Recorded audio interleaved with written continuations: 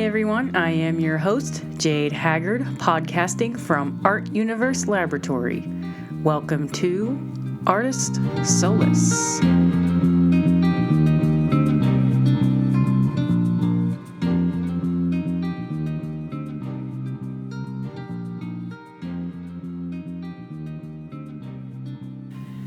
My friends, welcome to the first episode of Season 2 of Artist Solace, recording here at Art Universe Laboratory. I call this episode Triad Conversation.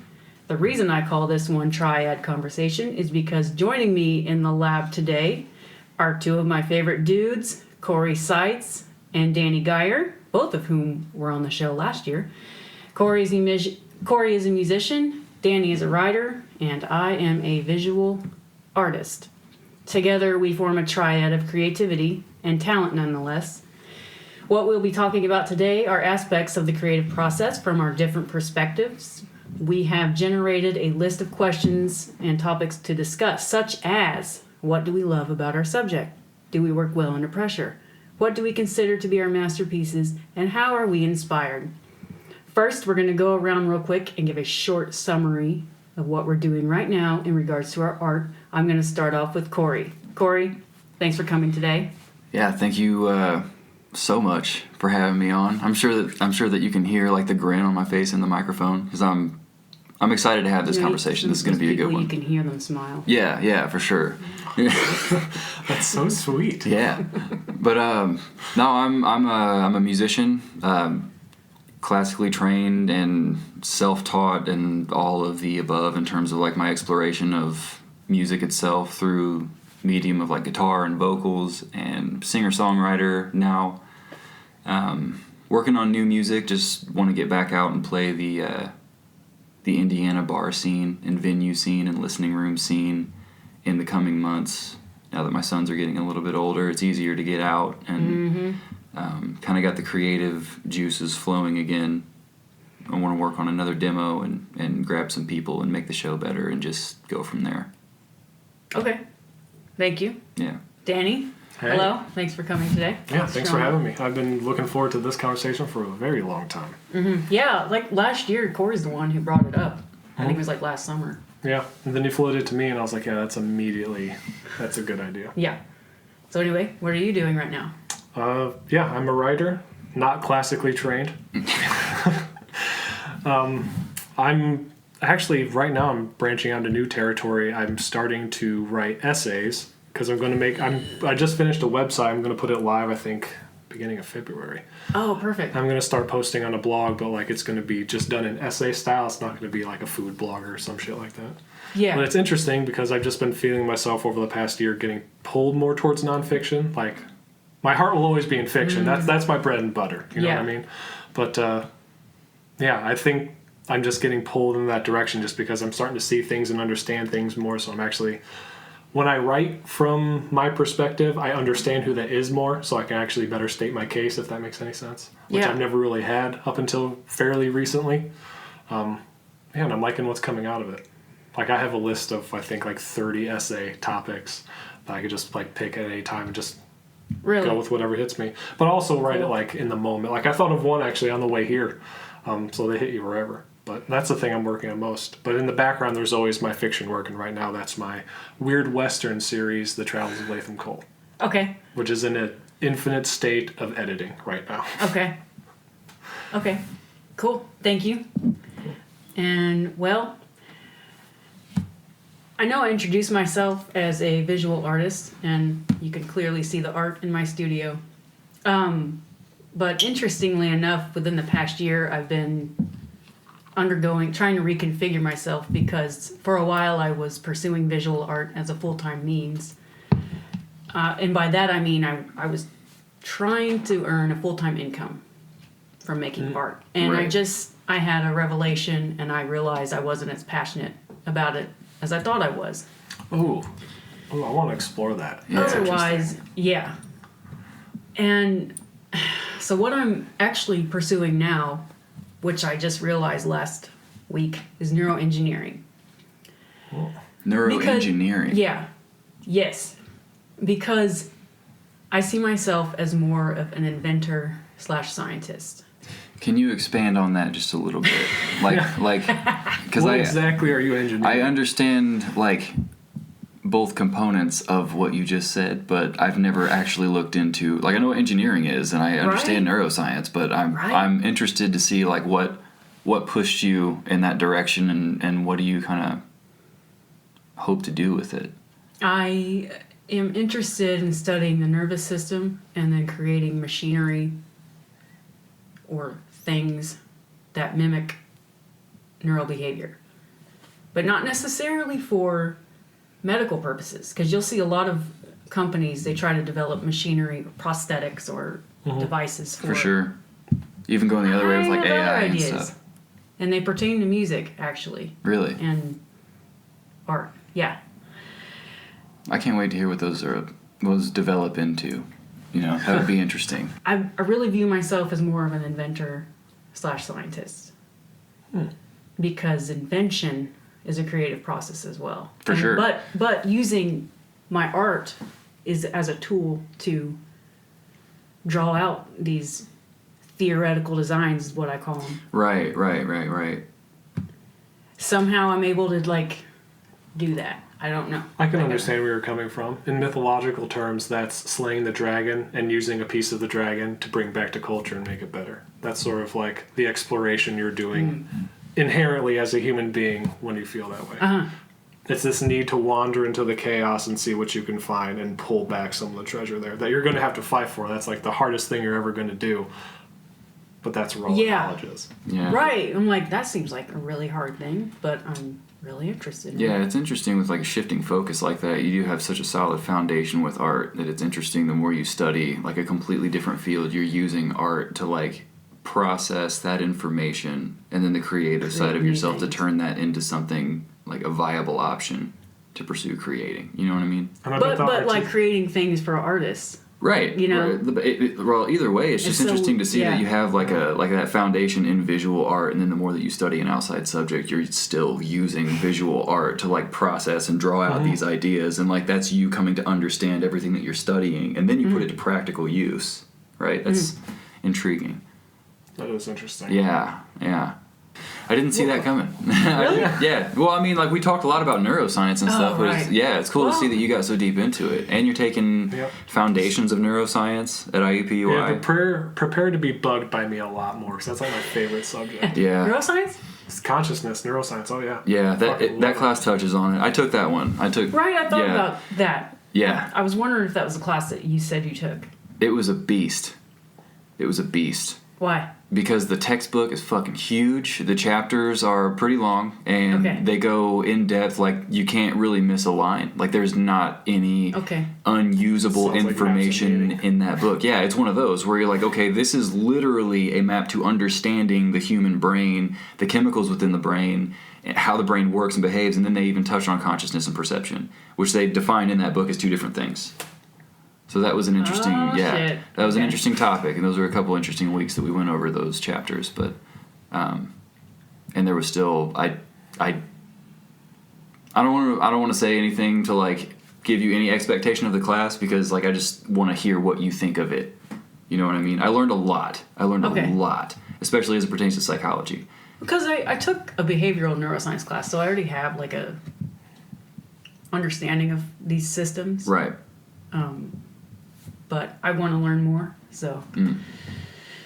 So yeah, well, we'll talk about that later. We'll get into a little bit more once we start answering our own questions. So the first question we have on this list, we're going to start with Cory.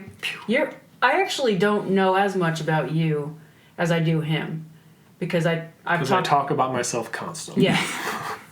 We talked about the stuff that we were into last time. We barely even touched on music last time. I know. Yeah. Or anything pertaining to you. So, or your inspiration, where the hell you came from. Enigmatic. Which planet are you from? We didn't even ask that. Straight from hell. What do you love about your subject? It is this, I don't want to go the cliche route of being music is the universal language or anything like that, because I do and I don't agree with that statement. Right? And there are reasons that I don't agree with it, but I think the thing that I love about music is that it is a language, and there are so many different nuances of this language that you can communicate with somebody without even speaking to them. Like if you've ever listened to like a romantic piece of music, right? You ever listen to like Debussy or like the romantic He's my impressionistic favorite. or anything, and it just you listen to these things, or like the classical guitarists, like or even like gypsy jazz. You listen to like Django Reinhardt or something, just hearing like these passages, or listen to any artist that I actually am into, who's like a contemporary artist or whatever. It's just this thing that you can use to reach somebody at their core without saying a fucking word. And it works on like frequencies and pitches. Like what the hell is that? You know? And you see like it like auditory waves hit your eardrum once they're funneled through, and that turns into like electrochemical happenings in your brain, and then you like you process it, and then you act in the environment, and the environment responds to you, and it's incredible. It's incredible. Yeah. Music is just absolutely fucking incredible. Like all the benefits to it, and just how it shaped culture. Interestingly enough, if you ever take psychology of music, you'll find that in the edition that I read, the very first chapter talks about like what is music, where did it come from, and it draws a parallel with the source of language as it emerged in its first form in Homo sapiens sapien, right? So, long story short, there are only a handful of characteristics that our species in groups has had over time, right? So there's some sort of like pictorial images, so some form of like, you could say written communication can be considered like cave drawings. There are like a social bonding habits, right? Like if you look at hominids and chimps and apes, whatever, they groom each other, and it's like a social bonding thing. But in the book it talks about how like Homo sapiens sapien reached such a like critical mass that those things weren't really all that effective, and for some reason or another we moved to vocalizations. And and I can't really go too deep into it because I don't remember a whole lot from that chapter to support it, but I would say like it's worth the read. If you can find it. It's like the book that's for psychology of music at IUPUI. You could totally take it. It's an online course, and it's one of those like it's a really really good course. Online. But so it's like the evolutionary foundation of speech. Yeah, music is right there with it though, because music, before we had instruments, we had the manipulation of pitches through vocalizations, which is also the start of language. So they can't tell which came first, if it's music or language itself, in terms of like uttering these phonemes that eventually gather their own meaning, in the context of society. So we don't know which came first, and it's literally one of the oldest things that we have about us, besides like controlling fire and some form of like written pictorial communication. Okay. Yeah, it's one of the oldest parts of us. So you're just so fascinated by... Well, we're still discovering what it does. We're still discovering what it does. We're like, why? Hence, why does your entire brain explode? Like neurological music therapy or anything like that. You just look into it, and just the philosophy of music and the music theory, and just like... And it's fun. Every time. Oh yeah, it's fun. It's a good time too. I write songs, I go out and play. It's a really good time, and you can affect people's lives with the way that you've processed the world by learning to speak through an instrument as a medium. And that's a lot of what writing is about. I think that's what a lot about all creative expression is. Yeah. I think that's the fundamental aspect of creative. Yeah, you just reaching for a connection with other people. Yeah. Yeah.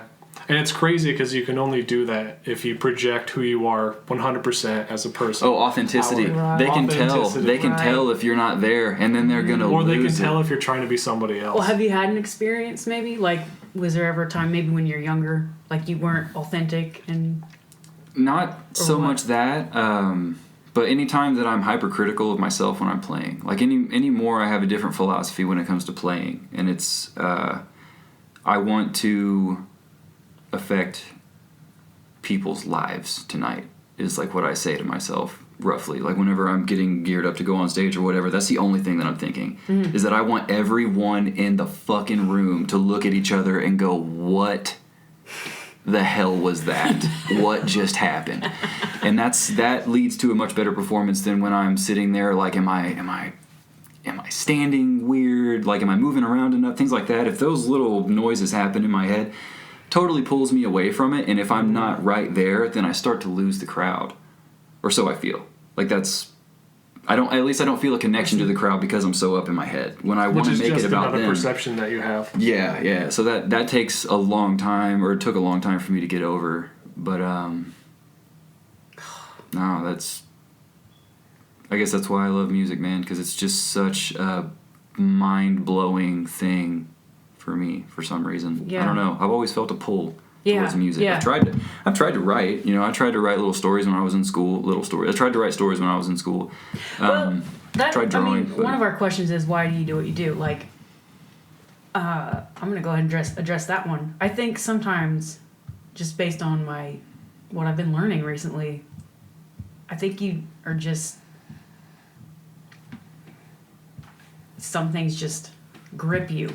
Some things are just innate. Say, like, in your case, though. So, Danny, you're a writer. I remember you telling me that whenever you were younger, you played with your neighborhood friends, and you guys just told stories. And you acted them out. I'm sure that had an influence on you, but I wonder, was your love for writing innate?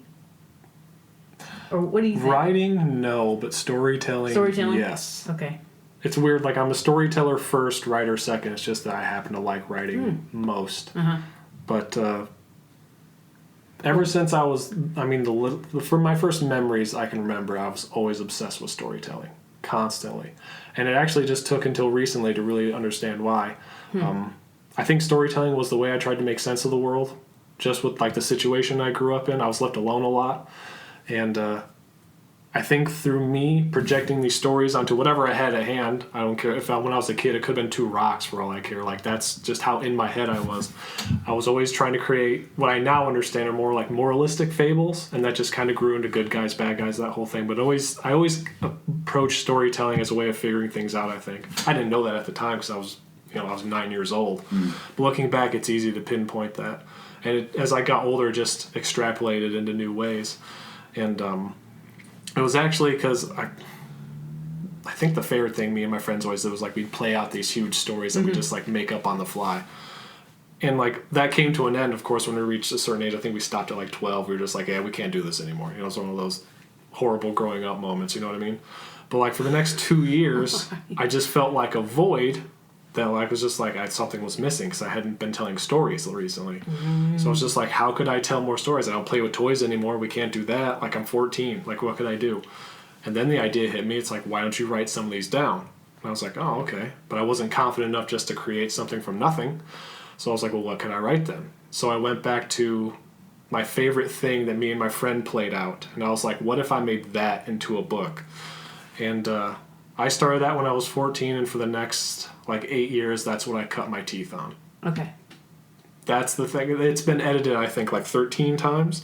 And it's one of those things where it's never going to see the light of day, ever. I'm very aware of that. Okay. Maybe if it's completely stripped down to its bare atoms and then recycled in a new way. Because, it's awful. I started when I was 14, right? Yeah. But just going back every single time, every new draft, and getting a little better. And it was very weird because, like, I'd reread it and just feel shitty first. Because it was like, I'm terrible at this. This is awful. So then I'd start editing it, and I'd be making it better. And as I'd go, I'd get better at it. And I'd be like, oh, man, this thing's really turning out to be something. And I'd feel great when I was done with it. And then I wouldn't do anything with it for like 8 months. I'd return to it, and I'll be like, this is terrible. I can't believe this. And I just kept doing that over and over and over again. So I would grow as a writer during the time I would edit it or after the time I would edit it. So by the time I'd go back, like I just learned a whole lot more about narrative structure and character, plotting, all that kind of storytelling That's interesting. influence. Yeah. Yeah, it's interesting All that too, storytelling the nuance. interval between, like how you come back to it with like new eyes, because the growth that you experienced the last time you were writing had to feed into your perception overall. Then you just go back out into the world and do what you're doing and come back kind of a different person. Yep. Yeah. It's interesting you have all those layers too. I'm very because again, I'm a storyteller first, a writer second, and I'm very unattached to the actual things I write. Like I don't keep any like digital archaeology of anything that I write. Like as soon as like I'll keep the final product, like the actual Word document that's the book, but like all my notes, all my written notes, I don't keep any written notes. Like as soon as I'm done do with that them, intentionally? yeah, I just get rid Why? of them because they're just taking up space. Dude, I feel the exact same way. I don't I keep have- like any of the I have old friends recordings who or have, like, notebooks or 3 anything. Really? Like Yeah. notebooks that are like since they were a kid with their original ideas and stuff. It's just like no, I keep. It's like what? You're not going to do anything with those. What are you keeping them around for? The only thing that I thought that I was like, okay, I need to start journaling, I need to start doing something, or I wish I had lyric books, or I had books with music written down in them for like, say when my sons get older and they want to like, say when I pass away and they're going through my shit, you know, to see like journals and what I actually thought and felt about things that happened on like a day-to-day basis, and they can get a better understanding of like where I was coming from and maybe an understanding of where they come from. Well, that I totally get that. Yeah, but until this point, I've not really considered it. And any time that I've had a notebook with lyrics in it, like I think the last thing that I actually tried to keep was a small. It looked ancient. It was a leather-bound book that I used for lyrics. That was something. It looked like it was straight out of Harry Potter or something. Like it's one of those really cool-looking books. Like really it was like weathered magical. and textured and like I don't know where I found it. And it was one of those things that the pages were blank and they felt so good. And every I've had a pen, couple of those every notebooks. pen that I put on there, it was just like the ink just goes so well. And so and I would dig that book. And then I have a boxer pit. She's pretty big, and when she was young, she destroyed that book. And then since then, I've just tried to commit to, well, not even so much try. Like all the songs that I write, I have in my memory bank. Like obviously the ones that I wrote a long time ago with bands and stuff, I would have to like refresh myself, but I could still play guitar parts that I wrote when I was like 18, having not played them for years, because for some reason, like music just holds. And I mean, I can remember songs from movies, I can remember lyrics from shit that I heard on the radio when I was a kid. It's just one of those things, kind of going back to like why we do what we do. It's like I have to. It's like that's the only way I can really say it. I have to. But yeah, they're kind of up in my noggin, and I'm sure that you have, like, if you decided to pick one of your old projects out, it's probably up in your brain too. It would come out a little bit differently, but you can remember most of it. Actually, no. No? No. I feel like as invested as you get in writing, it has to be burned into you somewhere. But it's a very weird thing. I've always had this thing. It's like voices in your head. That's the only way I could explain all the stories that you get. Like you just get packed with all these things, all these interworking parts that are always talking at you all the time, shouting new plot points. And at least this is how it is for me. It's constant. It's like my normal state of being is from like turning my experience into a story. It's very weird. But yeah, once I'm done with a story, like would you say it's like filtration? Gone. Yeah, okay, I mean, it's serious. okay. Like I've forgotten some of the things I've written because like I will obsess about them for 2 years, always having it in the back of my mind, returning to it constantly. But as soon as I'm done, it's gone. I usually never think about it again. It's really interesting. Now I wonder what the I wonder if that disconnect there would be like the fact that I'm playing music and how that relates to memory ingrainment. I wonder. Because I see it as like it's very much like processing too. And once I do a song, I have so many songs that I've written that in the moment they were like when I would write songs, especially when I was like 23, that was about when I started really exploring my songwriting as like a solo flyer. I would like have trouble holding down relationships and like having trouble communicating with people and having trouble focusing like at jobs or anywhere, because the only thing that I had was like what word is going to finish this line, you know what I mean? I get that. Yeah. And those were some of the best songs when I was just absolutely obsessed with what I was doing, and Right. like I had to play them. I had to find music to accompany it. So I wonder if that's why they all stuck. Yeah. That's what I was thinking too. Like, because what I was thinking, like, maybe if you had listened to music while you're writing, would you be able to remember all your stories or whatever? Because I know that music definitely has an impact on your memory. I have songs and albums that are attached emotionally to some of the things I've written. I listen to music when I write, but that's slowly fading away. But when I was starting, I always listened to it, and I listened to everything, like even hard rock and metal, because I mean, you just filter it out eventually, and you just start to feel like the rhythms and the tones, and that's what you kind of focus on, and it helps like zone me in. Yeah. But like now, mostly I listen to like post rock, which is all just like instrumental alt rock. You know what I mean? That's my favorite thing to write to. Yeah, it helps. I vibe out to like lounge jazz now. It's like I just turn that on and I'll just listen to it. But you or just like, turned 30, well, if you're I'm getting old. yeah. Well, if I'm at work, I'll listen to a couple classical playlists, and just that's good for doing the work and remembering what I do. Who's your favorite classical? I would have to say Musician. not like so much classical, but like romantic, impressionistic. It'd have to be Debussy for sure. I acquired an album of his. The first song was Prelude All Après. And I'm not sure what the album was, but that changed my brain. I'm pretty sure after when I started listening to that music, It's one of those that just hits you, man, and it hit like I started any getting of his really stuff. creative, like Really? artistically creative. It's funny too that any of his I can like show you guys the I drawings think that I've made. Like, I think most everyone's Definitely heard like influenced Claire de Lune, you know, but like another sure, yeah. right. Yeah. And but don't get me wrong though, Claire de Lune, oh my god, that's like one of the pieces that I heard, the first one I heard from Debussy, and I was instantly like, okay, none of the other composers that I've heard do something quite like this. Until I heard other people like Chopin is like a really, really close comparison in my mind. I don't want to just say that officially, but Chopin's got the nocturne suites, and they're pretty similar to Claire de Lune upon first listen, right? But there's a So he's French. Is he French? Chopin, I believe so. Okay. Frédéric Chopin.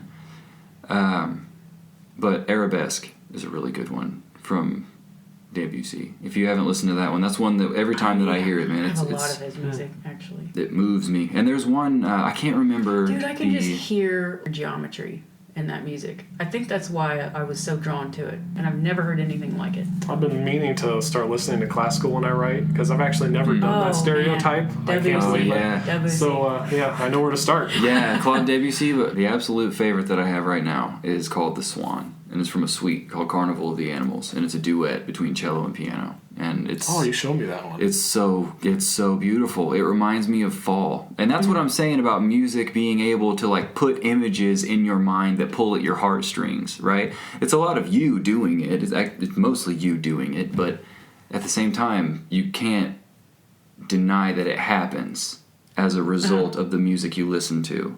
So what about you? What's your who do you admire? Hilma of Klint. She was a painter from the early 1900s.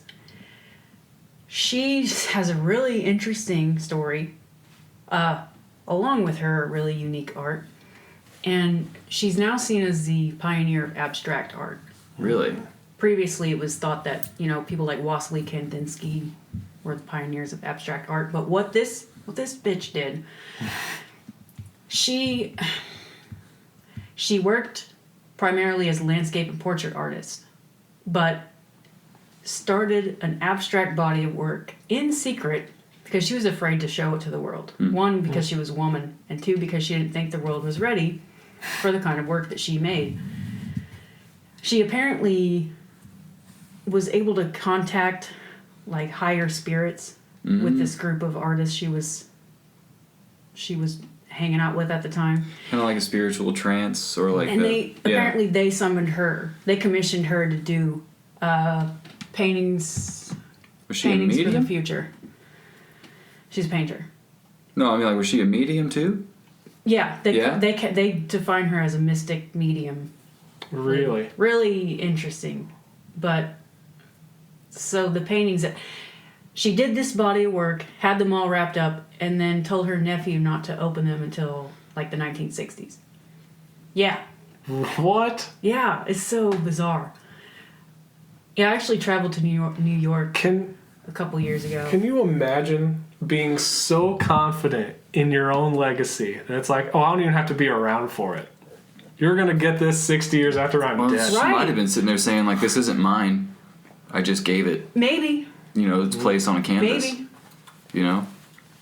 Because if someone else is summoning her to do it, Yeah. and Wow, that's and you have the crazy. time, and you're making money off your landscape and portrait art. And then if you're just an artist, you know what I mean? Like, push the limits. That's interesting. I've never Helma of Clint. Yeah. I've never heard that name before, Now, the but I subject definitely want to matter look into it. of the abstract paintings is even more makes it even more fascinating. So her body of work is supposed to represent how the birth of the universe. But Okay, I'm in.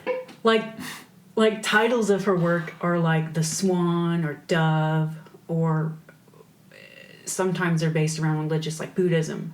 But you would think that these, when you hear those words, you probably think of An image, a concrete image. No, Okay. she uses like very specific geometric patterns and colors to represent these paintings. She's been an influence to me. Like, I can't think of anybody else as an artist or painter. You know, maybe Da Vinci. That's interesting. That's something that's Part of that's because I just don't research artists. right. And that on that note too, with me being like, I don't go to concerts. Like, I've gone to plenty. You know, I just don't. Yeah. I don't make a point to like go out and get into the music scene or anything. But it is really limiting when you don't explore people who've used the medium that you use. Yeah. But that is a really cool reason to be into her, rather than. I mean, there's nothing The limits against can be good though. It's Right. like that's it. Yeah, but That's who I'm- and even looking at something like her, I guess the philosophy behind how she did what she did, or the story behind how she did what she did. That's such an interesting, I guess, such an interesting MO, as opposed to somebody who wanted to say just work with opposing textures and the way the light plays off certain colors, and there's nothing wrong with that, because that's obviously how like the foundation of art was made, from people experimenting like that. But when you get into like the more fringe thought creative types who are like, no, I have an ethereal tether to something much bigger than me that's giving me this information, and I can't help like but put it down. It's a transcendental spiritual. It is. attachment. It truly it is. Yeah, for sure. Absolutely. Maybe that's kind of the connection I feel to it. Because I feel like it could access the transcendent. That kind of stuff is there to be had by anybody. You gotta have the will to connect with it. And not even. It's literally you just have to do the thing. Yeah. That's what it always it'll is. fall into place. You Yeah. just have to do the thing. Yeah, Whatever that little thing did we is, know, just we're do it. already there. Yeah, literally, you're already here. You want to play guitar? Go buy like a shitty $60 guitar and start playing. Just do the thing. Yeah, you'll find your way into it.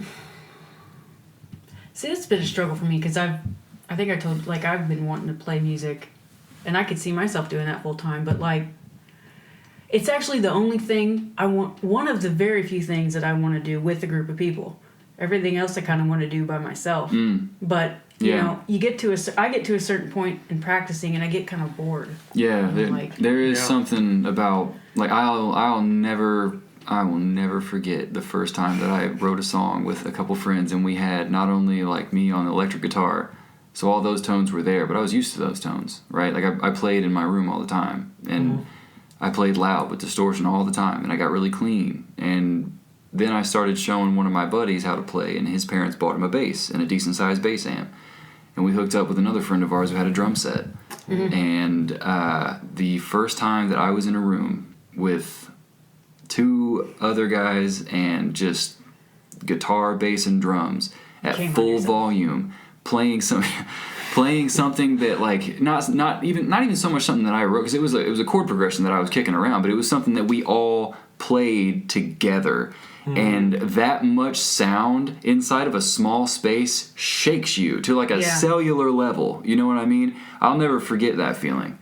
And any band that I was in, I was always just like, God damn, every single time that we would play. And it always was just like I wasn't like in metal bands, but I used aspects of metal and like post-hardcore and even like some of the more like chorus driven stuff from like mainstream music that I had heard. So I had form, and I had the ability to create something from nothing or go off of what somebody else had. But when I added other people, or when I was fortunate enough to be around other people who wanted to play music with me, is really what it was. Because you could play around people who were just like, yeah, let's jam. But the ones who were like, let's fucking write something. The commitment. Oh my God, dude. Oh my God. And if you're playing with good musicians, like there's nothing like it, because you're 100% of the sound at that point. If anything stops, it's not the same. Wow. See, it's shit like that makes me regret writing picking me. Yeah. It's not a very collaborative thing. Well, You've played before, haven't you? I You played ever really had a good shitty design? bass in high school. I could play 2 bass lines, and it was Seven Nation Army and Right. Smoke on the Water. the 'cause it's classics. 4 tones. The classics. I've been playing by myself for the last so many years, and it's just different now. Like, it's different. I like it, but it's a different capacity.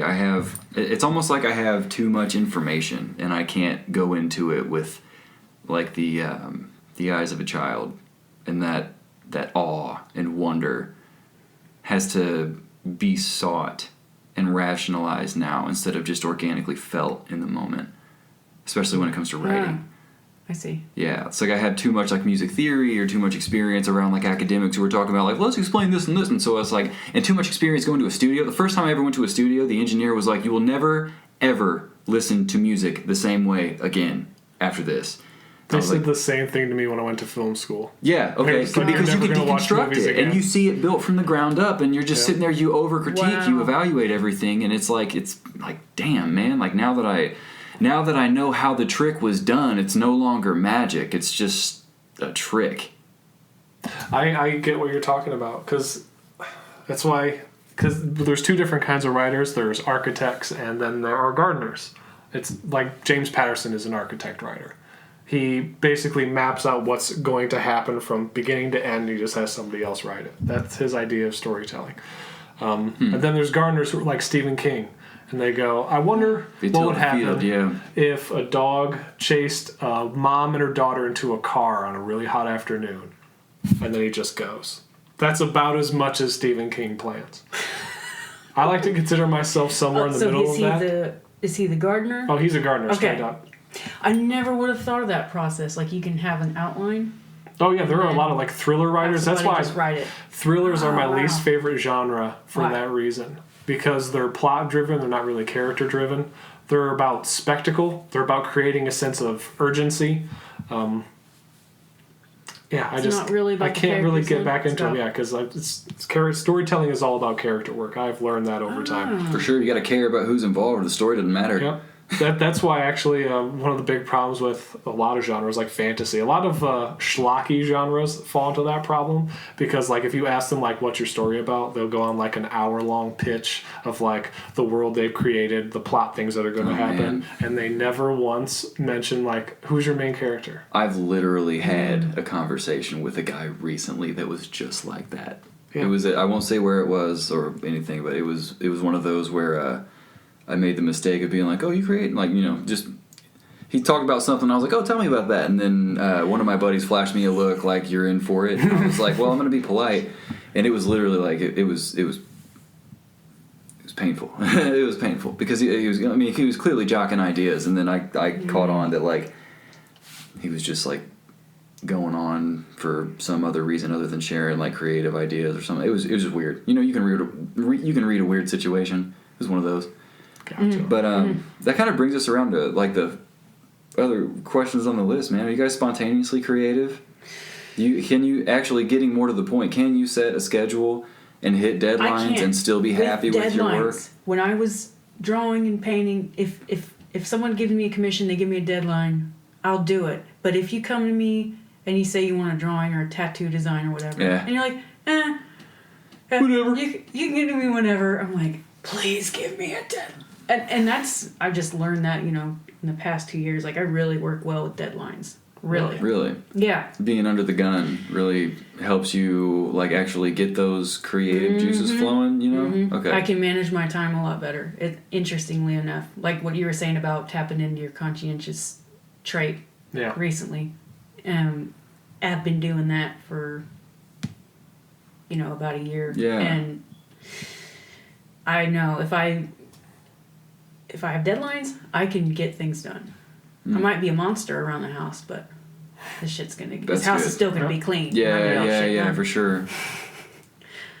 I don't know, But, man. well, say, like, with these drawings I was doing, when I do get inspired to create a body of artwork, like a drawings or paintings, like, I get so obsessed with the idea that I need to spend all of my time doing it. And if I don't, the drive will be gone in about 2 or 3 weeks. I think that's with a lot of things too. That's with a lot of things. That's like with me and like maintaining a schedule at the gym. If I don't stay on it, before I know it, it's like a month and I haven't been back. Ah, okay. You know, but it's not just with things like that. With a lot of things, paying attention to my finances or anything. Jordan Peterson actually has. Oh, by the way, what's the time limit that I mentioned? Jordan Peterson, but 44 minutes. Yep, What'd sounds about right. Cool. But he has a interesting way of going around that, where instead of making yourself deadlines, you bargain with yourself. Yeah. It's like you don't have to do this for a certain amount of time, but you have to do it every day. And if you do that, then you could do this. And Yeah, like setting and goals, you're gonna build the habit and everything. Yeah. Setting rewards for yourself, basically treating you as if you were trying to like converse I don't want to say child, but like another person to your side. Like you wouldn't just automatically domineer over them, which is what we tend to do to ourselves. My self-talk, I go full on dad mode. Exactly. You know, like yeah. And I mean that's why it usually doesn't work, because like there's no give, there's no attachment. Really it's usually just like when I was younger. If you don't do this, then you're worthless and you're going to be a fucking failure forever. Usually that's like the standard we set for each other. It's just like, okay, I can function under this. All right. Sure. Yeah. If you go to work and everyone's like, "What's wrong?" You're like, "Nothing." Yeah, pressure I'm putting on myself. I can't be home playing music right now. I'm here. Dad's yelling at me in my head. Yeah. No, I would say like off the cuff that I wouldn't consider myself to be someone who can really create something under deadlines. I would say that I'm more of a spontaneous artist, because my philosophy in the past was like, let's stay perceptive to what's going on, because clearly, like, if I'm emotionally stricken by something, I'm going to process it in a way that yields music as an output, right? But when I was doing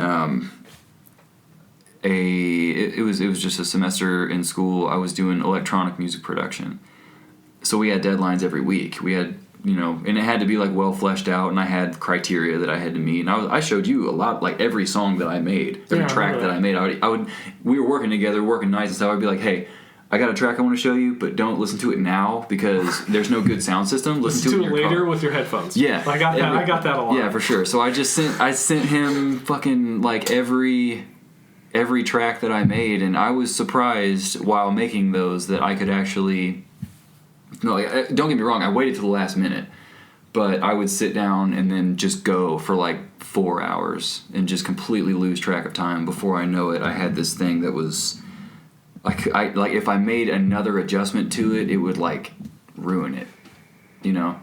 And I'm sure that going back to it, there's so many things that I wish that I would do, or that I could do differently to them, like to edit them now. But in the moment, I was just like, oh my God, I've done it. And Brianna would wake up and she'd come out of the bedroom with like one eye shut, just like asking if I'm still up. And I'm like, hey, come here. And I would just slap my headphones on her and be like, okay, check this out. And just hit the space bar and it would just go. If she listened, would be like, oh my God, I want to listen right now. I mean, she would be sometimes be like, hold on a second. Like, let me go to the bathroom first, you know? And then, but no, I just... God love her, dude. She listens to all my stuff that I create, and she gives me some feedback to be like, I don't really like that sound, or you know, and that's good. Useful. Yeah, and and not like volley up to be like, hey, do you like this bass sound, or should I change it? She's like, oh, it's one of those things to be like, that, or she'll give me good feedback on, you know, positive feedback on the things she really does like, so I can just take it from the perspective of someone who's not necessarily a musician. Right. Is this something that you enjoy listening to? Do you like the way this moves? Does it actually, like, does it do anything for you? You know? And then I would go present those to the class, but I was surprised at my ability to generate something that I was happy with under a deadline. My problem is just self-discipline. Yeah. You know, if I'm in school and I'm paying thousands of dollars to be there and I have the assignment to do, like, don't get me wrong, man, straight A student all the way. But, if left to my own devices, I will literally just like twiddle my thumbs till it's nap time. See, it's hard to manage your time when you have time, like without deadlines. It is really hard. It's hard to manage your time if other people set your deadlines for you all the time, because you're not setting your deadlines for yourself. You're just holding yourself to a standard of meeting other people's deadlines. You know what I mean? Mm-hmm. So I think making like a regular practice of doing it probably make me better at it. Yeah. See, one thing, because like I mentioned, like one of the bad things about writing is it takes so long for people to get what you're trying to put out. Like, you thought of a lyric or any kind of chord, and you're like, hey, does this sound good? Like, all the things I do is just like, hey, remember this conversation 6 weeks from now. You're going to be, like, you're going to like this. You know, it's that type of thing, because Lauren's had to put up with a lot of times we'll just be watching TV or doing something. I'll just be like, oh shit, and I'll pause it and just spend the next 15 minutes writing like long things of like long sentences on my notepad, just like character plots. And, You pause it? yeah. What a jerk. Man. Well, I don't want to miss what I'm fucking watching. Right? You're like, well, I want to see what happens too. And she's like, okay, I guess I'll sit here. Hey, she knows what she signed on for. Well, I do the same thing. She'll be like, when are you going to sit down? And I'm just like in the kitchen, like leaning over the island, just staring into space, being like, what word is going to finish this line? Staring into the abyss. Yeah, all the time, man. But one of the things I did start doing recently is actually I shoot those ideas I have at Lauren. I've never really done that before. I've always been very close to the chest with my whatever I've written. I've always had this weird thing of like wanting to express myself, but not wanting to express myself to others. Very weird. It's not weird. I can now, relate. yeah. I think, yeah. But now when I get like one of those crazy things, like especially like short story ideas and stuff like that, I'll tell them to her. And yeah, she'll do the same thing where I'll tell her. And I always know when she likes it, when she starts building on it. Like there were some ideas where I give her, and she was just like she'll have that reaction. She'll be like, oh, that's kind of cool. But like if I tell her an idea and she go, oh, because this, and this, I'll be like, yeah. And then we'll literally start building on it. That's when I know it's like, that's a good one. That's a cool one. Yeah. Like You don't think that's that a good maybe point. depend on her mood sometimes? No, she's because I've mentioned this before. It's like one of my favorite things. Like I'm married to someone who's not really into my stuff. Like just genre tastes. She's not really into it, which is cool. But she still reads everything. She still listens to all my ideas. So she's never in a spot where it's like she's being nice, because like if she thinks it's stupid, she'll be like, that doesn't make any sense. Okay. So no, she's always very honest. I could tell. So that's why it's always good when I find a story. Yeah. Yeah, right on. Well, the reason I ask that is because I know as a woman, there's usually 1 week of the month where everything is stupid. Oh, So well, I know there's certain times when I ask. Okay, so you know. Right on. You can read it on the facial No, but I expressions. mean, yeah, she's fine. But I guess to elaborate more on what I was talking about earlier, I guess I'll give you guys an example. When I was taking my statistics class, statistics and behavioral sciences class, it's a math class, so we're learning about new symbols, which as an artist I think I have somewhat of an advantage because of my ability to imagine things. Yeah. So I got inspired to create a body of work called normal curve. It's a element of statistics. Mm-hmm. So I started 3 drawings. That's one of them right there. I was actually going to give that to my professor, but my son drew on it. So awesome. I was really, really inspired to make more of those, like as many as I could. Mm-hmm. And like I said, I was only inspired for about 2 or 3 weeks, because unless I can spend every day up here working on the drawings to get obsessed with it, I can't have any other distractions. It's so weird. It's like I'd have to work on it for 2 weeks to get like 10 complete ones and get them framed. And I feel like I could. But, if I don't do it within like a certain time. And the Invincible series where I did that little figure climbing upstairs, like I was totally into it for about 2 weeks. And I remember getting the updates and then they just stopped. Yeah. It's like if I can't complete it within a few week time period, then I lose the well, I don't know, I just get so obsessed that I can't focus on anything. Even if like during that 3 week period, let's say you worked on it every day, and at the end of that, would you also still lose it, or would working on it every day carry that momentum forward?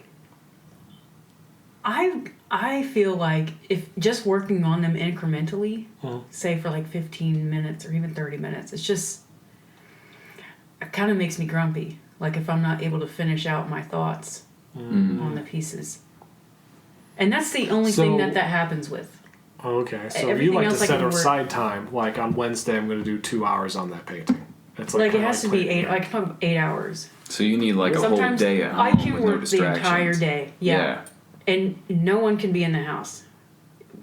Like if George is here, it's just there's still like this energy in the house. Like I'll hear him walking around. You know what? I completely understand. Like, I don't necessarily feel like I need a whole day to sit there and like write a song or anything, but anytime that there's anyone anywhere close, like even when I lived with my grandparents and they were like, you know, if one of them was home, I wasn't singing, I wasn't playing loud, right? I wasn't doing it. I need that room to kind of like explode all over the place, and like sing and rap to yourself with no one around. Oh yeah, to work on your craft, to like sit there and like and get like just I talk to myself a lot. I talk to myself a lot when I play. Constantly. I'm just sitting there just like, yeah. I talk to myself on a daily basis. Constantly. Oh, yeah, dude. Just literally, I'm just throwing ideas back and forth. Mm-hmm. I sit there and I have conversations, just exhausting conversations with yourself. Yeah, like either they're like towards someone else about something I'll never bring up, or I'm like talking about the thing. No, like out loud, like actually talking, and then like I'll start sweating. You know what I mean? I'll just getting worked up like there's literally someone in the womb. But that's the thing, that emotional state that I get to, or when I am that worked up about something that's not like something, it just hits me. It just hits me. And I'll have something in my head singing to me, and I hear it, and it's one of those things that I'm like, oh my God, I have to get this, I have to bleed it out. You know what I mean? And the only way you can do that is just you have to be by yourself. So you I have to be alone. That? Yeah, right. I have to be alone for sure. It's hard to explain. Or it happens when I'm alone. To George, you know, but he's just gotten used to it. But yeah, I do the same thing. I just can't really explain why it is that I can work better in an empty house. I think it has to do with, like you mentioned, you can't really do it with because George is in there. Even if he's on another side of the house not making any noise, you're subconsciously aware that he's there, and I think that's preventing you from like completely projecting yourself 100%. Or even if I know, kind of like we were talking earlier. What about if your kids are here? What about if he's out and has one of the kids and the only other what if he's taking a nap? What if his son's taking a nap? This is how I only work on my art during the day when they're at school. They're in school, preschool, full time, Monday through Friday, 7:30 to 4. It's gotta be nice. It's kind of nice. Cheap too. One day. I could tell. One day. Damn 2-year-olds. No, I love my dudes, man. They're so cool. Like, I mean, yeah, it keeps getting better. Like you think, like, oh, they'll be starting to take care of themselves. But once they start taking care of themselves, they start to develop mentally. And it's so funny sometimes, just some of the stuff that these kids do. I can't wait for the conversations they have in the backseat. Gosh. It's going to be so fun. The first time they snark you back with your own sarcasm. Oh, I'm in for it. Yeah. I'm in for it, man. Like, when they reason with you, how you reason with them, you're like, that makes sense. And it's going to be even funnier because it's going to start really simplistic, but it's still going to hurt. Like, you're going to be like, hey, you buckled up back there? Am I buckled up? Yeah. It's going to be like that. You're going to be like... Yeah, that'll evolve into like, no, I'm trying to go through the windshield. Yep. I'm like, oh, okay. I'll be sure to drive fast then. All right, that's your goal. And there it goes. Yeah, and then they have to get jobs later. They don't even know. They don't even know how bad the world sucks. But anyway, so I try to finish everything that I need to finish before I pick them up. Yeah. That's what's good about having that kind of structure too. Is when they're home, I don't plan on working on anything. I don't even try to have my phone around because I know if I'm trying to work on something, or write an email or even a text, I'm gonna get irritated because they are just, it's just chaos all the time. I want to be present down there with them because they're always doing stuff. They're just playing with stuff, running around. They'll be crying 1 minute, then they'll be running around again. Well, it is awesome that you prioritize being with them. You know what I mean? Like that's something I've just learned that's, and I've been setting up my life to accommodate that. Yeah. Even on weekends, it's mostly about them. Like, if I get an hour, if they both happen to be napping, which never happens on the weekend, usually Solera's up, but I can get her to work on stuff too. Sometimes I'm able to come up for 1 to 2 hours. Mm-hmm. Sometimes. But I'm not going to count on it. I'm not going to plan on it. Right. It's like if I get the chance to work on something, I will. But mostly it's whenever they're home, I want to be present. That's good. That's really good. It's and really good. That also is it's a good way for me to like make sure everything in the house is clean and work. Like I'm not going to interact with them all the time. Right. Because they play with themselves, luckily enough. You're kind of like an usher. Like, Right. here are these toys, play here. Okay. Yeah, it's time I'm now. going to go finish laundry now. Or whatever. It's interesting So- you bring up like prioritizing, because that really helped me recently in the last year. Like, because actually towards the end of 2018 when we were still working together, I came up with this thing where I was like, if you could pinpoint the 5 things you cared about most, like the 5 things you love doing the most, like what would they be? And they came to me immediately. It was like spending time with my wife, spending time with my dogs, writing, reading, and accomplishing tasks. The hierarchy. Yeah, the hierarchy of Okay. values. And ever since I did that, it's like, all right, what if you spent all of your time for a month just focusing on one of those 5 things, nothing else? And I think it was January of last year where I did that. And my life from January 1st to January 31st was incomparably better. What did you focus on that month? Those 5 things. Oh, those 5 things. Yeah. Okay, I thought you said. So literally all I was doing last January was spending time with my wife or my dogs, writing, reading, or just accomplishing all the little tasks I had. I see. And that's kind of like the model I live by. And since then, all other extraneous activities have kind of fallen away. Like, I don't really play video games or anything anymore. Right. I don't read. My reading list has gotten bigger, but I'm also way pickier. Like, Way more selective of what you devote your time to. Yeah. Like, it's crazy how much, like, my fiction has been halved.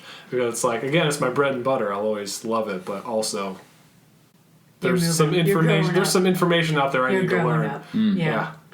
It's been interesting. Now, so then, how do you those 5 things? So you said spending time with your wife is 1st. Like, what goes into that decision? Better be. You know. Spending time with her. What do you mean? Like, what do we do? Yeah, I guess how do you balance those?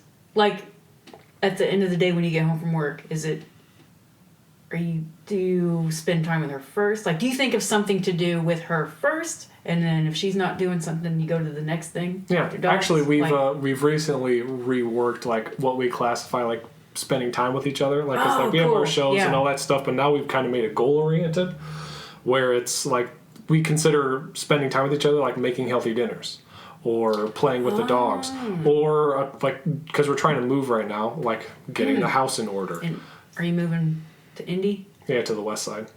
Ah, okay, that makes sense. Yeah, I'm getting out of the east side. It is way too. Oh, you're East way side? further than the You're east like side, an hour dude. to your job. Yeah. Yeah. I meant the far east. Yeah, you're out in the far east. I'm out in the Baghdad of Indy. Well, the Middle East then.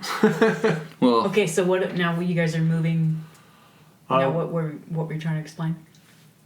Oh yeah, so now we make we classify time spent together as accomplishing things, like doing things, like not just watching stuff or stuff like Leisure activities, that. right? Yes, Okay. exactly. We've cut down on that part, Interesting. Yeah. Cool. and it's Yeah, nice okay. because it feels more organic that way, because it's not like you're really setting. Because when you say like, hey, let's spend an hour to talk to each other, it always feels kind of forced. It's not very natural, but if you're just doing other things, it just comes naturally. So I feel like we spend more time together, even though it's the same amount of time, it's just better, the better quality. that's something I That's definitely need to work interesting. on, is being like just more present at home. Because if ever I get up in my head, then I'm like, almost feels like I'm not even there. Oh, I have that habit too. Yeah. I've gotten better meditating. Well, what's your work? Do you have a regular work schedule? Generally it's pretty. Is it erratic? Generally it's like mid shift. It's not as bad as it used to be. Like I was scheduled just based on need. So it could be morning shift, it could be night shift or whatever. See, that's but tough. Like when you're trying to balance out an erratic work schedule with family life, it is hard. well, So I mean, I'll give you that benefit. Yeah, but then there's something about it that gets to be manageable. My thing is just like if I were to build the time into my day to create a schedule for myself, stick to that schedule, take out any pressing matters, and practice music to where I knew that I was building my 3-hour set to where it needs to be, and working on original material and feeling fulfilled with the work that I did. those days that I make an active effort to do that, I do feel more present at home, and I am more present at home. I'm not sitting around thinking about all the stuff that I have to get done. Like you're less anxious. Yeah, and that's the biggest more. problem in my life. Is like I'm probably like the most anxious person that I know, and never really been able to kick that. But I can do certain things to kind of blow off the steam, you know. I'm actually the opposite. I'm a little too laid back in life, way too much. So that's why, again, the conscientious I just had to take over recently. Yeah, because all the time, like, that's one of, like, Lauren's big complaints, because she's just like you. She's worried all the time. She's very anxious. Yeah, dude, I am. I'm, like, thoroughly worried all the time. Yeah, that's how she is, too. I always joke that she's, like, I'm stuck on, like, this one, like, needling problem, like, that's happened on the day, and she's worried about, like, the 1,000th thing that's happened, like, 2 weeks from now. Yeah. That's, like, where her brain operates. Like, it's like I'm she's thought of every bad scenario from here and the next month. Yeah. And she's worried about them all. I'm pulled to past and future, and I have a really hard time anchoring myself in the present. Yeah. So what? I'm interested in what it's like living that kind of lifestyle, like not really worrying about any. I mean, can you elaborate on that? Like you're not as anxious. Yeah, as I'm most not. people. I'm not anxious at all. Really. Have you always been like that? Mm-hmm. Yeah, I have no idea where Why? it came from. I don't know. I have specific memories of it being a weird kind of problem. Like I remember one time we were on the way to school. Like my buddy used to drive us during high school, I think senior year. It was bad snow. There was like 2 feet of snow on the ground. We still had to go to school for some stupid reason. And as we were turning on a school road, we were going like 30 miles an hour. We just kept on going. And like there was like a 6-foot ditch on the other side. Like it was not going to be fun. And just like the other two were like trying to like correct, and like apparently I just like gripped the handlebar and I was silent the whole time. Like I was just sitting there, it's like whatever happens, happens. So I come in and waited for it. And my heart just started pounding thinking about that. Yeah. That's how. I was thinking about other stuff, so. See? What'd you say? I was thinking about other stuff, so. But no, yeah, I've just never been an anxious person, and it sounds cool until you get to the extreme side of it, which I definitely was for a lot of my life, where it's just like. Huge swaths of time just pass by because it's just like, oh yeah, I'll get to that. Like, yeah, I'll do it. It's not a problem. And then, 6 months goes by. It's like, wasn't I going to do that thing? That's a significant problem of mine. That is interesting because the first thing that came to mind was like, why do you feel the need to write then? Like, do you get? Because I would think anxious people use creativity as an outlet. Like, what is it? I've never really seen writing as an outlet, though. Like, certain kinds of writing, like, again, like when I write raps in my spare time, I'm not going to do anything with those, but, like, it's cool to transmit a certain kind of energy into, like, a small pack thing. Like, I like writing in different art forms. Like, I like writing scripts, I like writing prose, I like writing graphic novels, all that stuff. I like dipping into all of them. Mm-hmm. That's why, I'm not going to do anything with my raps, but it's still fun. I tried writing poetry. Why not? It's just like, you learn something from every kind of genre and you bring it to, your main focus, which for me is prose. But yeah, it's never really been an outlet. It's just, again, I've always had this obsession with stories, like consuming them and also producing them. It's like I see everything. So if you're coming up on a deadline to write a story for a competition, you don't experience any anxiety? I do, up until a certain point. Like I was in a writing competition that was time-based last year, and it was the first one I've ever been to or been on. And the first round you had 8 days, the second round you had 3, and the last one you had 1. I didn't make it to the last round, but that one where you had 3 days, like, I wasn't really that worried about it. Like, Friday went by, I didn't have anything, and then halfway through Saturday, like, I was just like, am I going to think of something? And then an idea popped into my head, and as soon as the idea hits, the worry goes away, because then it's like, oh, this is what I'm good at. Yeah, that's where process. That's where you roll up your cuffs, and it's like, all right, here we go. Because that's a really good way to actually describe my whole writing process, because I've explained this multiple times. I am not an idea man.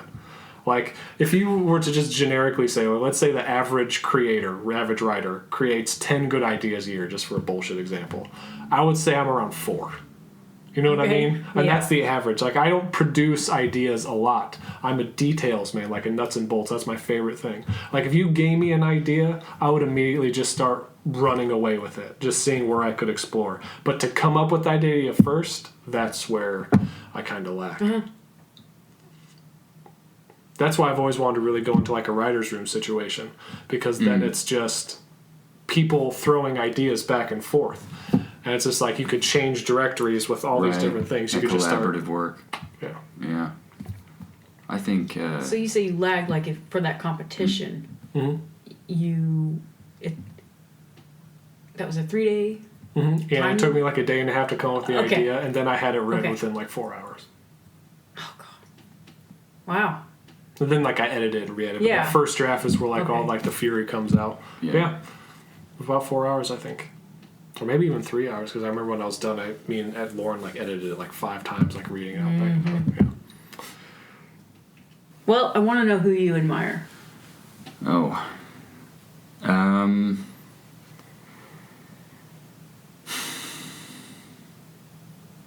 People who are committed and can regulate their time and who firmly believe in what they're doing. Like, just example, because I've been an Eminem fan like my whole life, you know what I mean? I admire a lot of people, but I will say, just for example, the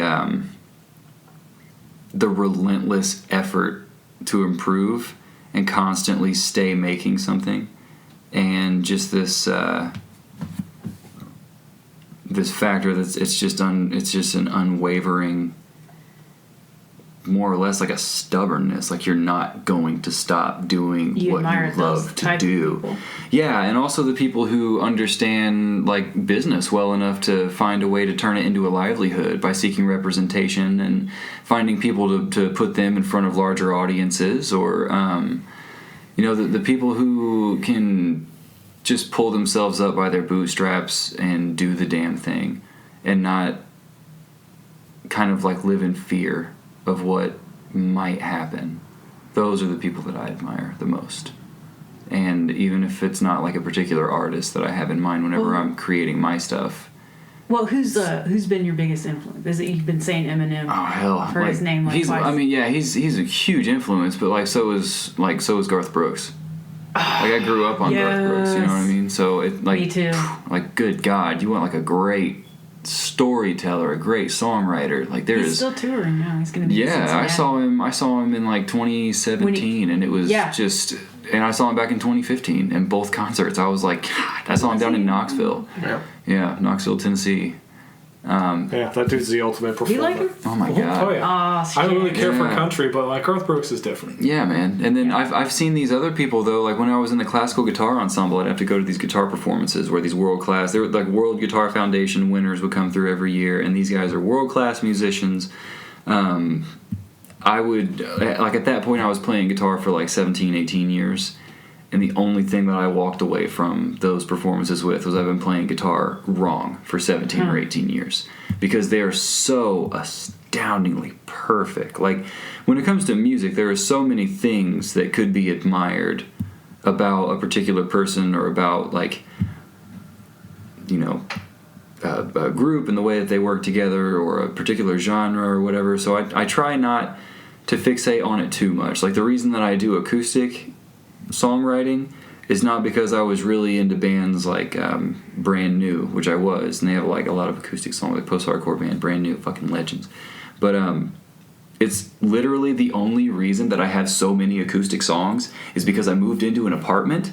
I had to sell a guitar, right? I had to sell a guitar to pay for court fees for some shit that went down, and I had only my acoustic, and I didn't want to play out of my amp because I didn't want to disturb anybody. So I started picking around on my acoustic. That limitation then. And then I just started building these songs and keeping them to myself. And then one day, one of my buddies came over and I just played him a song, and he was like, "Dude, what the fuck?"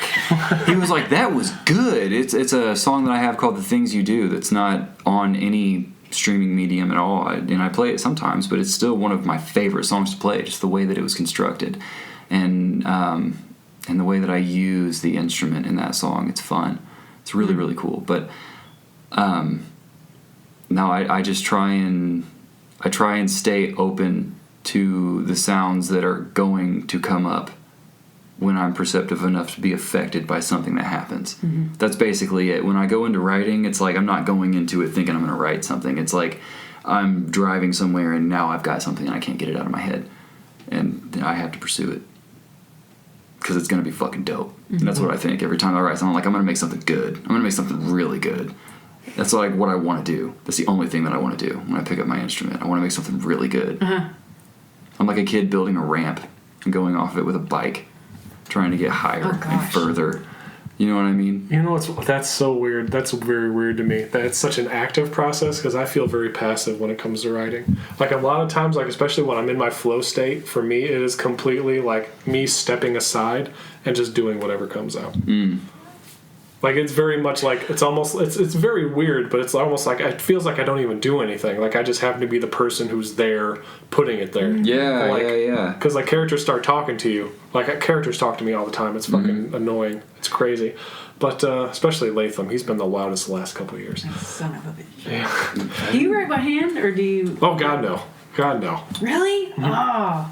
I write some things like I write poetry by hand. I write like lyrics by hand, but like I'm just too slow in my handwriting's terrible. But really, the real reason I don't is because everything's gonna have to be digital eventually, and I hate transcribing shit. I mean, yeah, I guess you can. You can write a just lot because faster. I can't really type. Like I have to look where I'm typing still. Like I'm fast, but I have to look. So it's literally like. And then I go. It's terrible. It's terrible. There's nothing fun about it. So, how do you guys get inspired? Not what inspires you, but how. So, my question is, say for you, since you're a writer, when something is particularly inspiring, I just said that word really bad. Particularly inspiring. That's cool. I said musicians earlier, so. You did? I did. I didn't even catch it.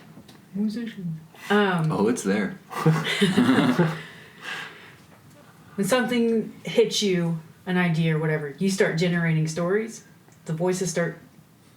Yeah, almost immediately. Really? And it could branch from the most mundane of things. Like, it doesn't even have to be particularly... Like, walking into this room, like, your studio has a really cool setup. Like, I just automatically start formulating what could happen in this place. See, that's... Or, like, what a character who had this setup, like, what would he or she be talking about? Like, what would they see out the window when they looked? Like, how... That's the way I process everything all the time. Okay, I was wondering... Because when it happens to me, I tend to generate visual imagery. Like the example I've been using is, for some reason, this stuck with me. Whenever you mentioned something about wandering into chaos via Facebook Messenger, I immediately got an image in my head. Nothing elaborate, but just this abstract figure standing in front of a black, dark abyss, kind of like staring at the ocean at night. I don't know if you've ever been to the ocean. Yeah, it's like terrifying but beautiful. Yeah. It's just like an abstract figure of Danny, just like staring into the abyss. No real color or anything. Kind of boring, but... So, what about you? No, I'm going to think of that image. When it hits and how it happens? I mean, Is that what do you're you, asking? like, if you... Something inspires you, or if you hear a phrase, or something, like, do you, like, hear sounds or music? I hear sounds. Or what? I hear sounds. I hear, like, there's this one that I have in my head right now. It's almost like that's kind of why I like clung on to the Hilma of Clint story that you were telling, because I get hit with these sounds, man, and it's like it's almost like the melody is what it is. The melody is what it is. I know the melody's something that stays stuck in my head because I'll hear it for days, and it's like, okay, it's not going away. Clearly, it's going to stay stuck in other people's heads. It's a new melody. Yeah. Something that you could not something that I have right now that I was literally trying to like find pieces for, because when I keep saying like what word goes here, that's literally how it is. I have a melody, it's playing out, and it's like a hollowed out puzzle, and every word is a puzzle piece to throw in there to flesh it out and make it about something that's like relatable and cathartic and things like that. But I hear the melody, and the melody is what it is. Like, I'm not just going to sit there and pick up my guitar and play something to try and put it in, like, say, a standard key without a capo. I'm going to use my capo, and I'm going to change the tuning of my guitar to make it to where I can do what I'm hearing in my head, because that's what it is, and so that's what it has to be. And I'll find the chords, and I'll find the melody, and I'll find what key it's in, and then I'll start to just build that obsession until I can put the words in place. Or sometimes the words hit me and the melody won't change and the music doesn't change behind it. It's just like sometimes I'll get the words quicker. And some of the best songs that I've ever written came about in a matter of like 3 or 4 minutes. Some of the best songs that I have ever written have come about as just like Would that be? boom, Would and you then consider it's that done. an epiphany? Yeah. Absolutely. Oh, yeah. Absolutely. For sure. It's like the right kind of like environmental and mental and emotional factors all line up, and then something. Aren't like alpha and beta waves involved too? You hinted something about it. Oh yeah, the last time I was here, I because thought I, that sounded recently interesting. read that book, that the Holy Shit moment, where explained, Okay. I keep explained forgetting what that epiphanies. book is. It's essentially like one of your nerves start vibrating, like because your brain knows what like you're about to have an epiphany before you have it. It's very, very weird. It's like, I believe it's about I think it's alpha waves. Like one nerve will be vibrating with that frequency, and then a beta wave will be coming, and it'll actually start to vibrate, waiting for it to hit, and then when it does, Yeah, But the that's funny stuff thing I about like. epiphanies is that you have like thousands of epiphanies every day. It's just that most of them don't matter. They're not consequential to what you're doing. But when it does pertain to what you're doing, When maybe you, it when you feels can way more recognize intense. it and grab onto it and turn it into something, then you kind of like catapult yourself forward in life, one way or another. Even if it's mentally. Say if I had an epiphany and wrote a song out of that epiphany, I would be literally on cloud 9 for like till the next thing hit. Yep. It doesn't matter. If I created something, I'm done. All right, so that answers my question, because I was wondering that, because I started to notice that I like, regarding my visual art aspect, I generate images. Yeah. I can see things, see things, whatever. And Yeah. so that's what like the epiphany would be to you. Like since you see things visually, like it strikes you that way because like it wouldn't really mean anything to me or probably Right. Cory, just because our brains aren't wired that way. Because like in a very basic sense, like your brain is constantly throwing out ideas at you that it thinks, because your brain's trying to survive. That's all it cares about. So it's throwing you things that it wants you to know, like, is this thing useful? And a lot of it's not. A lot of our thoughts on a day-to-day basis aren't worth anything. And what happens to them? Right. They come up and they leave just as fast. Epiphanies are just ones that are very poignant to whatever you're doing at that time. And It's your brain just offering up another thing. Yeah. And except at this time, instead of letting it pass, you go, wait a minute, what is this thing? Yep. And then you hold Depends on on to what it. you're looking for, man. That's all the brain does. Intake, process, output. And it's also the crazy neurochemistry. Whenever you have those moments, you actually develop more proteins. That's how you learn. Your brain develops proteins when you're trying to push yourself. That's how it grows. And epiphanies aid with that. I forgot you read Maps of Meaning. Yeah. Oh my god. Yeah. I can't believe you read it as fast as you did. And it was like 6 months. It was 2 Can you months. read It it? was 2 months. I took a month off in between, though. I needed to decompress. Right? Need a break. I needed a break. I think I read like 5 fiction books Seriously. in between that. Like I Heavy didn't read subject any matter. fiction. I've been trying to. I will say it's harder. It's hard to schedule leisure reading for me because I have such a strict schedule. Like I said, I don't try to read. I won't try to read if my kids are home. And I have it on my laptop, so I can't sit down in bed really. Oh, yeah. But what I do is I'll read a little bit and then I try to summarize. I'll write after that. That's a good idea. That's why it's. That's why, like, I read it with a highlighter and a pen, and I just write in the margins and highlight stuff I did. You so said it around page 75 is when you really got into it. Mm-hmm. I feel like it's the opposite for me, because I really, really am interested in the neurophysiological aspects that he was elaborating on. Yeah. Because And then like after that, it kind of he kind of stops with that. Because like the way he's literally like building like the map to explain it, because like you have to understand how the brain works to understand how it starts to perceive that- reality, and that's where it starts at 75. Yeah. Yeah. See, that's the shit that interests me. Yeah, and I haven't read it, but there's, I understand some of the subject matter. I've listened to quite a bit of his lectures on Maps of Meaning, but it kind of brings a question. Are you guys familiar with David Hume? Mm-hmm.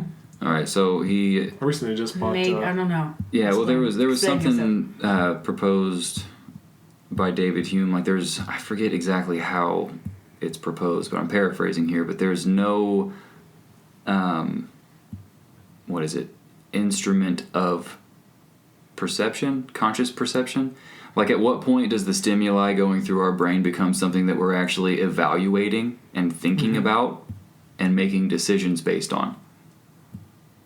He So that's proposed kind of that question? I'm not so sure that he proposed it, but it was kind of, as I understand it, it's something that can be found in his works.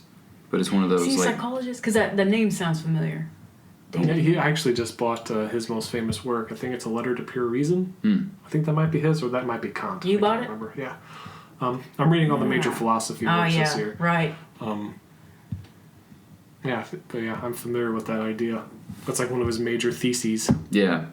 So it's interesting to hear that Peterson went into like the exploration of like the brain and its relation to the nervous system, and then goes into how it constructs meaning. Yeah. Yeah.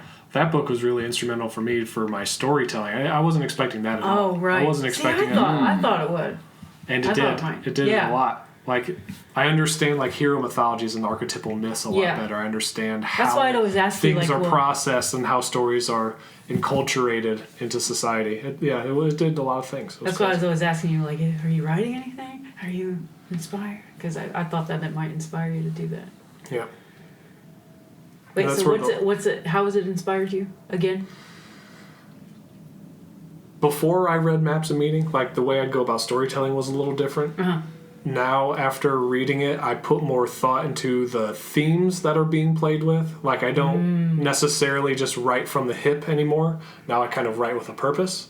And it's been interesting because I've been reading some of my old fiction work, like pre this, and I'm starting to look at ways to change it or maybe just leave them behind. So it's like, that's not really what I'm about anymore. Okay. But at the same time, I'm also incorporating into a lot of things. Like, it's helped Latham a lot, like that long series I've done. I figured out a lot of things since then because I feel like I understand him better because I understand archetypal heroic myths better. And he's been yelling at you? Yeah, constantly. He's a very loud bastard. Why? Like, because he wants you to write about him? Yeah. And it's just, I think... How often do you write on that one? I haven't written in about a year, actually. I'm just about to start reading it. But I finished the third of a trilogy, so I have a lot written already. Okay. It's just, again, that's why I'm stuck in an infinite state of editing. So I have a terrible habit. I over-edit things. But I can't remember your question. Why is he the loudest? Oh, because I think Westerns are my favorite genre, and I think, like, at the end of my life, how whatever I get produced, or even if I don't become, like, known as a writer, I think this will be known as, like, this is my, not masterwork, but, like, this will be my, what's the word I'm looking for? Masterpiece? Magnum opus. There it is. Magnum opus. This will be the What magnum opus word? because this piece of work will pretty much encapture everything that is me about storytelling. Like, this is me in my utmost form. Like, if I was here for a story, like, this is a pretty good bet. This is the one. Okay. Because, like, I'm sure I'm going to write a lot more that's definitely better well received. And two that I like better, I think I'm going to write a lot more things that are more well written than this series. But just, like, me as a person, as a storyteller, I think this will always be representative of just... Because this is me just going balls out with whatever I've ever wanted to write. You don't really usually write like that all the time. You have to have some structure when you write. Otherwise, your stories go off the rails. But So now, obviously, you'd consider that one of your masterpieces, because that's one of the questions that we have in the outline. What are your masterpieces? like, because I meant if, like, what do you consider masterpieces that other people do? Oh, I thought. Yeah. Oh. Like, who do you like? What is a painting or a painter? See, that turns like, it. That twists it completely. Because I thought you were asking what do we consider our masterpieces? Oh no, because I meant it from like, what about this piece of work inspires you the most? Like, what about this makes you think that, like, this captures exactly what you love about the thing? Like, painting or drawing or anything, music, song. With music, man, speaking in context of music as it relates to a masterpiece, that's a hard one. I know you and I kind of talked about that like a year ago. We were like, we even visited the topic last week when we were hanging out.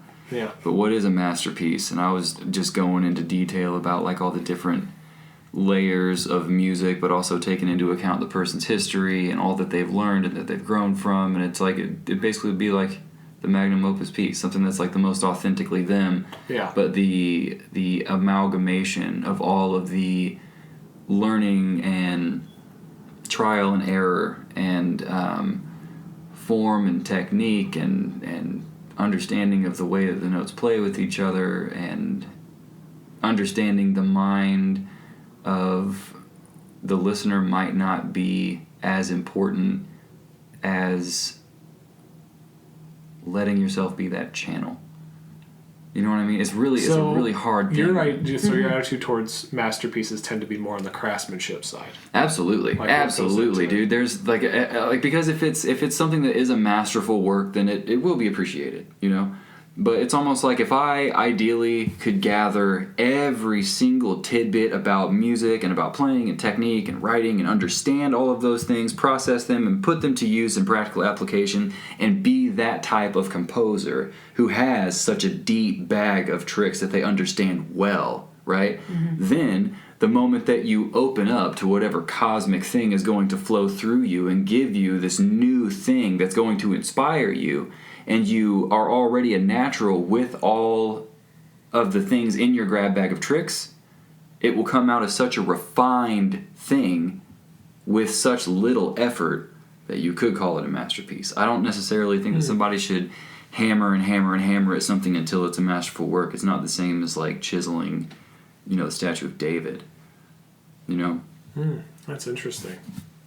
Yeah, I think that people who say lack that level of skill for something like a David or, its musical counterpart, people who lack the skill for that can still create a masterpiece because they're like, look, man, I've learned all these things that like it's intriguing, it's engaging, it's surprising, it's memorable, it's different, and it's effective. Mm. If it's effective. Mm. Yeah. What would you define as effective? Musically speaking. If I can grab somebody's attention and for a moment pull them away from all the other things going on in their mind, then it's effective. I've like pulled you out of space and time. See, I generate images associated with that. Yeah, that's so cool. But that's one thing that I always aim to do whenever I play, man. It would be really cool, not to be like, I don't want anyone looking at their phones, but it's one of those things where it's like, no, I literally want people to just sit there and be like, what? It's going to be powerful enough for them to not look at their phones without having to tell them. Because that's an inspiring thing. Anytime that I've seen musicians that do something that I've just been like, and just lean in, I'm like, oh my God. So how have you been successful? Like, what are some of your songs where you think you've been successful at that? Because then that could answer, what would be your masterpiece? Yeah. What do you think? I don't know, man. My songs are like they're all so personal. They're all so deeply personal, and it was like the biggest like mind-blowing thing when I cut the first 4 songs in this little like empty house under a stairwell, because that's where like the guitar sounded the most vibrant. We got in, we cut 4 tracks, and we got out because the landlord was going to be there, and the person that we knew who was living there had already vacated. He left the door unlocked for us. And I actually quit my job that day to go do that. You know what I mean? And I put in that work, and then I like picked up some other little shitty side job that was like super dangerous, and I just thought about lyrics all day. I just thought about lyrics that I wanted to put over those songs because I was editing. I had all the songs written. It was just that I wanted to get it on a track, and it took me like a couple weeks after recording the first 4 songs, and I finally put those down, and we mixed them down, and then I just uploaded them to SoundCloud, and then I had to go to work that night, right? So I get in... Was this when you were 23? Is this what you were talking about? 24. Okay. And I walked into work. I walked in, it was the back door of a pub. I hated being there. I was washing dishes. Wasn't even making minimum wage. I mean, I was, but like with all the shit that I had to pay for at the time, it was like, I might as well not even do this. Yeah. But I was still there. Yeah. So I walk in the door just like feeling high from finally creating something and making it, and it's done. It's uploaded. Cool. Mm-hmm. I walk in the door, dude, and they're playing my songs like in a little like iPhone dock through the speakers in the kitchen. Like all the people in the kitchen are just listening to my shit, and I looked on SoundCloud on my phone, and I already had like over 100 plays in like the first hour after having never uploaded anything at all to the internet music wise for myself. That was something that I was like, all right, so there's an effect here. How did it get to them? How did I you send uploaded it and to then I them? just like posted on Facebook, hey, I uploaded some shit, check it out. And then it was like, it wasn't just them who was listening to it though, because they were going through all 4 songs. They started the cycle again and again and again. But by the time I got there, it was only an hour after I uploaded it. It had 100 plays. 110 plays when I walked in the door, because I texted the dude who recorded it with me being like, dude. And he was like, that's some heat. And we didn't know what to expect, you know? But then I just kept doing it, man. I kept doing it, and I kept recording songs, and I did some of the other ones that are on SoundCloud, and recorded a few more that I didn't actually release. But the ones that I was comfortable with releasing, I think the fact that I released those songs first and people had heard them, that helped a lot whenever I would play the songs live, because it's not like, it could be a masterful like recording, but if the band or the artist doesn't do it live, then I mean that performance was either shoddy or it's not the same, doesn't equate, you know. But the ones that do translate, like from recording, and they're even better live,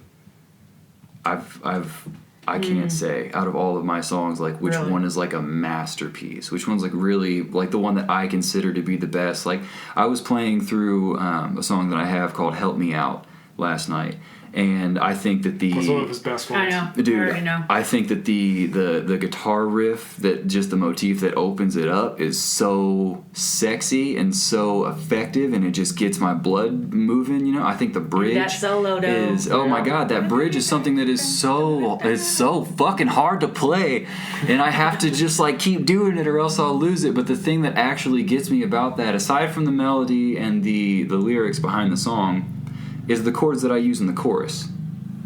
I would consider that chorus to be a masterful work of my own. Like that, and not saying like, you know, oh, it was a masterpiece, but of all the things that I've written, dude, there is something about the way that those chords move that even when I'm not singing, I move when I'm playing it. You know what I mean?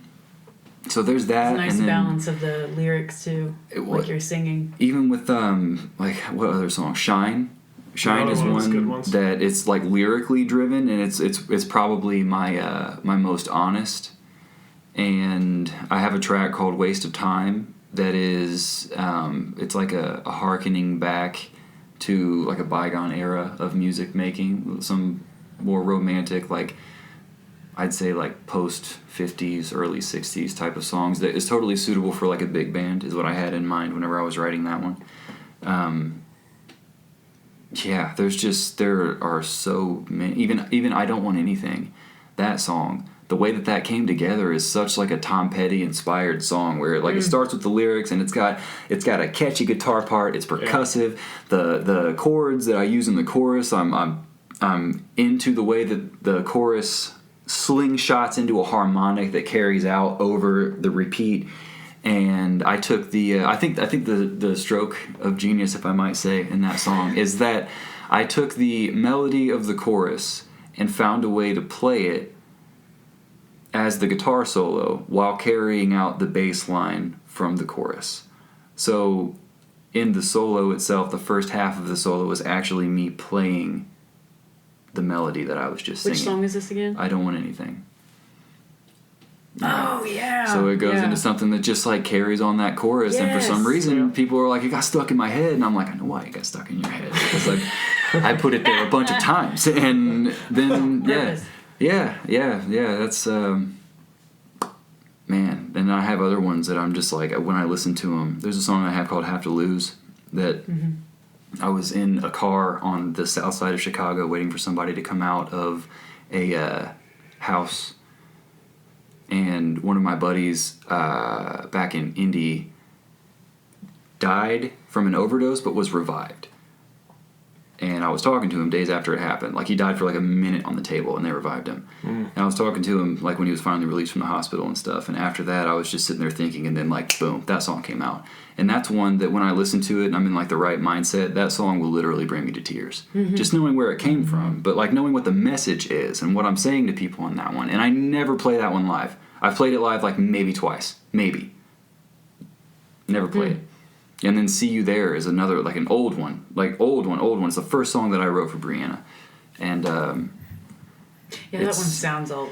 I can tell you. Dude, I'm super young in those Right. songs. Yeah, and it was only like 6 years ago, and I didn't know how to use a microphone, like to actually like catch bass in your voice or anything like that. I didn't know how to mix or master, so those songs I'm always like, ugh, don't listen to SoundCloud, and people are like, hey, I found your shit. Yeah, but no, See You There is one of those songs that every time that I hear it, it's just like the bridge is a continuation of the second half of the second verse, and it's just building and building and building, and that chorus is just fucking huge, and it's just so I feel like if I did anything that could be considered masterful, I would see it on the faces of the people listening to it. You know, if I can see it. Have you ever tried to play Bender live? No. How would you do that if you could do that? You're I'd have playing to with have the a laptop. band or with the laptop, yeah. Why a laptop? Like well, what? because it has like it's all digital. The whole thing's digital, and like I would need a drummer, I would need another guitarist, I would need a bass player, and basically a band, basically build a full band, Right. and then make the whole thing, and then I could do it for sure. I just don't have the band, and I don't really go out and search for a band. But you couldn't put that to acoustic? That's what I'm thinking. Like, how could you get to play that?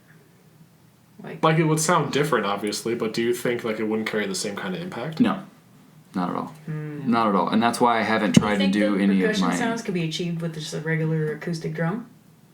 Yeah, I mean, I've had it where the guy that I used to make beats with, he played like some hand drums. He had a fair selection of hand drums. So he would bring like a cajon or a djembe or something to something that I was doing and just lay down some stuff, and we would sit there and I would do my actual set. I would do like Simple Life and Help Me Out and all these other songs, and he would just play a beat to them.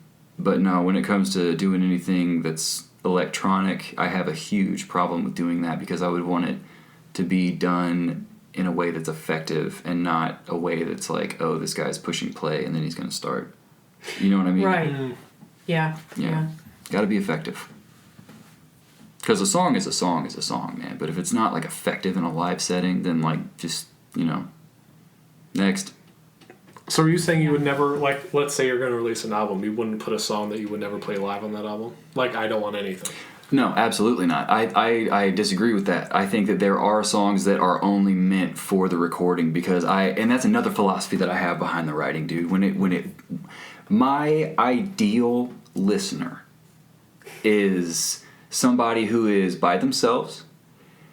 They are pretty self-aware. They're at a place that kind of mirrors where I'm at in life, which is all of us. We all have our struggles. Right. We all have our frustrations in those days that we have those feelings of inadequacy or just we're pressing on ourselves. But I catch them in that moment where they're alone, they're fully attentive, and they hear it. And when they hear it, they feel it. That's what I write the songs for, no matter what song it is. And there are some of them like Waste of Time is a good one that's live, but like the recording of it is just, it's cool to just sit and vibe out to that song because it's long and it's got like a long guitar solo in it, and I like those. I like those. If it doesn't carry a certain type of energy, then I won't really consider playing it live. But if it's something that's just recorded and it's there and it's effective as a recording and I don't necessarily feel like playing it live, I would totally do it. Like, I would totally put it on an album. Mm-hmm. It would have to be there. When you think of yourself in the future, do you imagine yourself as a solo act? Is that what you're trying to do?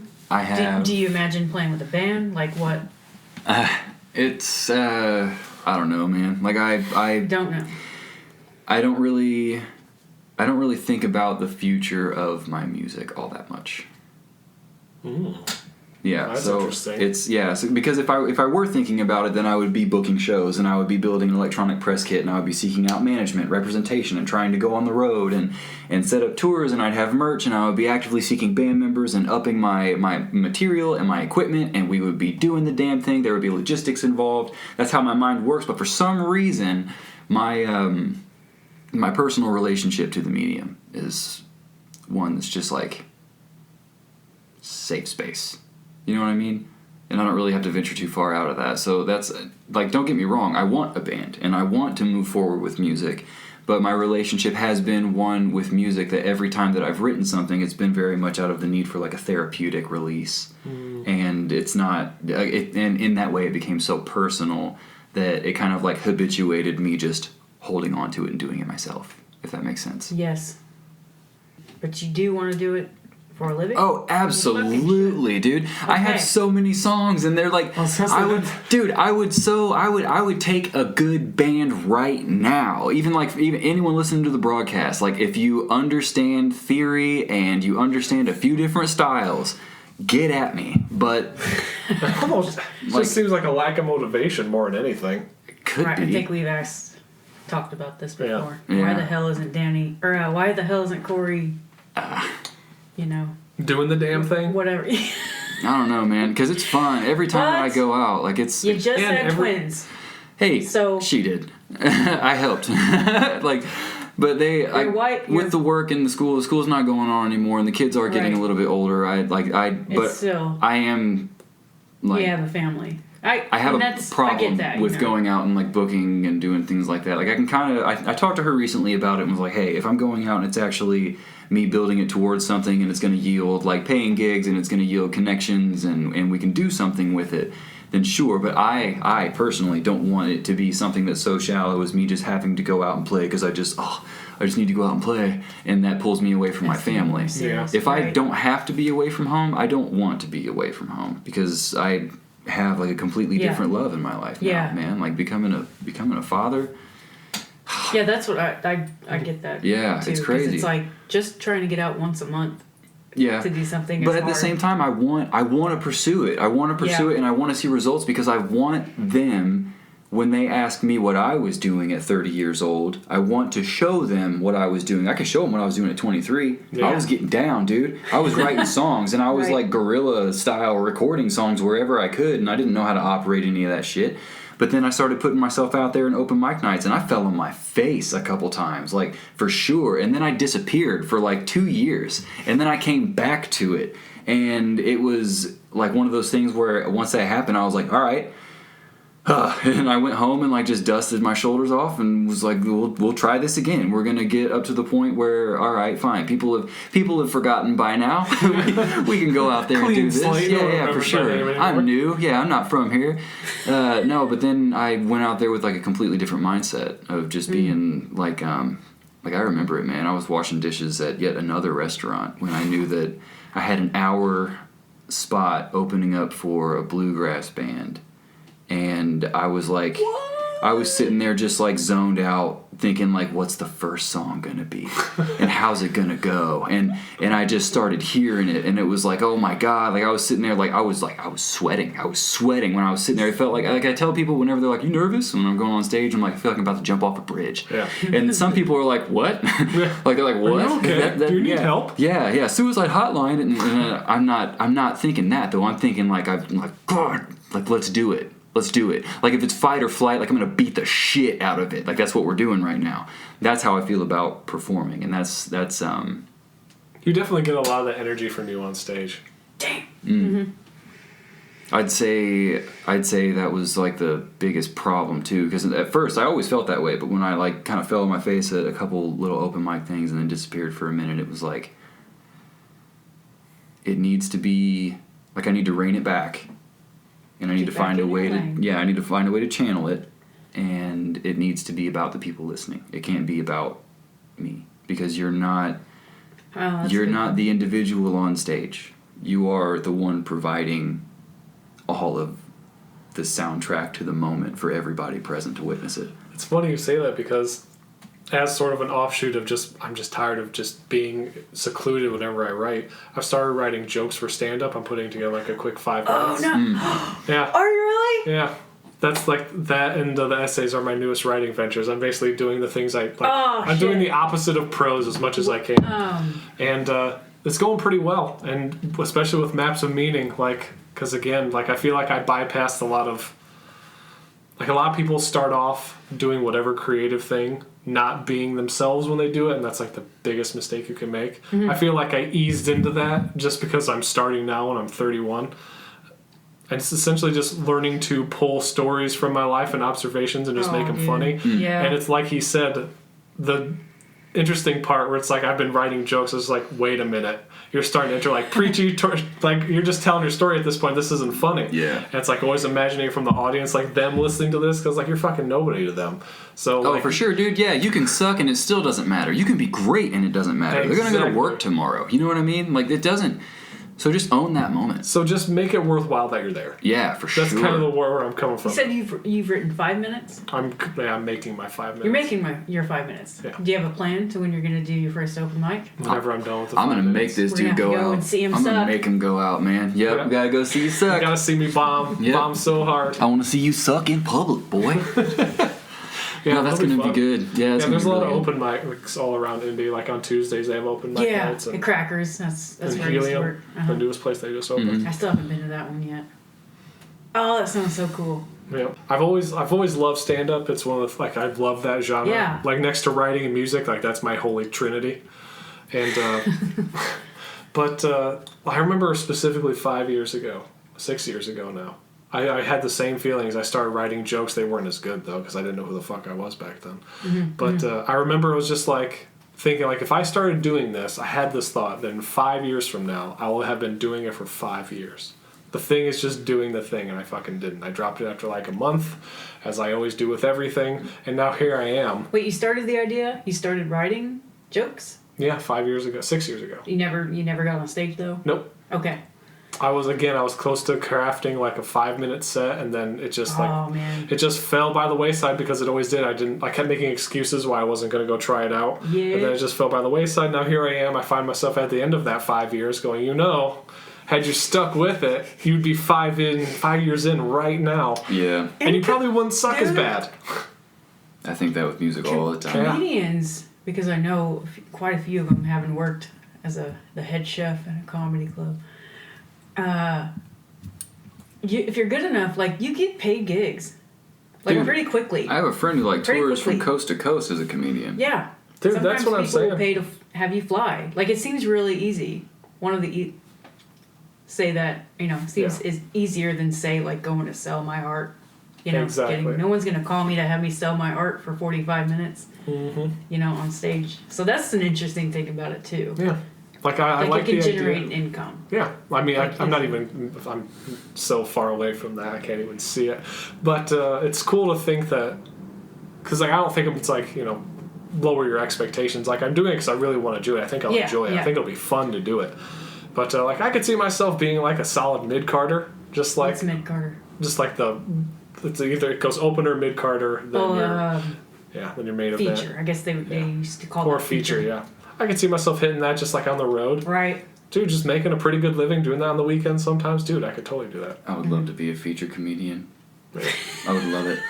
I'm so mean, dude. You haven't heard a lot of the shit that I No say. headline, no MC. I just want to be a nice feature. Oh Just a man, nice middle. I would love to get into stand up comedy too, because like we've had a lot of talks where like we're both like just from the shit that he and I both say to each other about just expanding on topics at all, like we're both just like dying laughing. Yeah. But just like you, man, I thought about writing jokes a long time ago, like when I was in high school, and I tried it a couple times, and I was like, this feels like forced.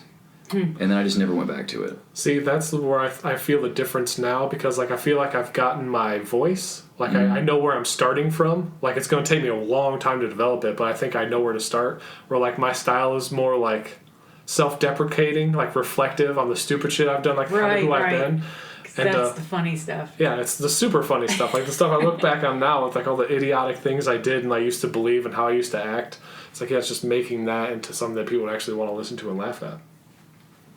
Oh Just being man, I'm honest excited and now. authentic. Yeah, if you do the things that are like human nature, your shit's pretty much timeless. Mm-hmm. Exactly. It's just about putting the most honest version of yourself out there. Yeah.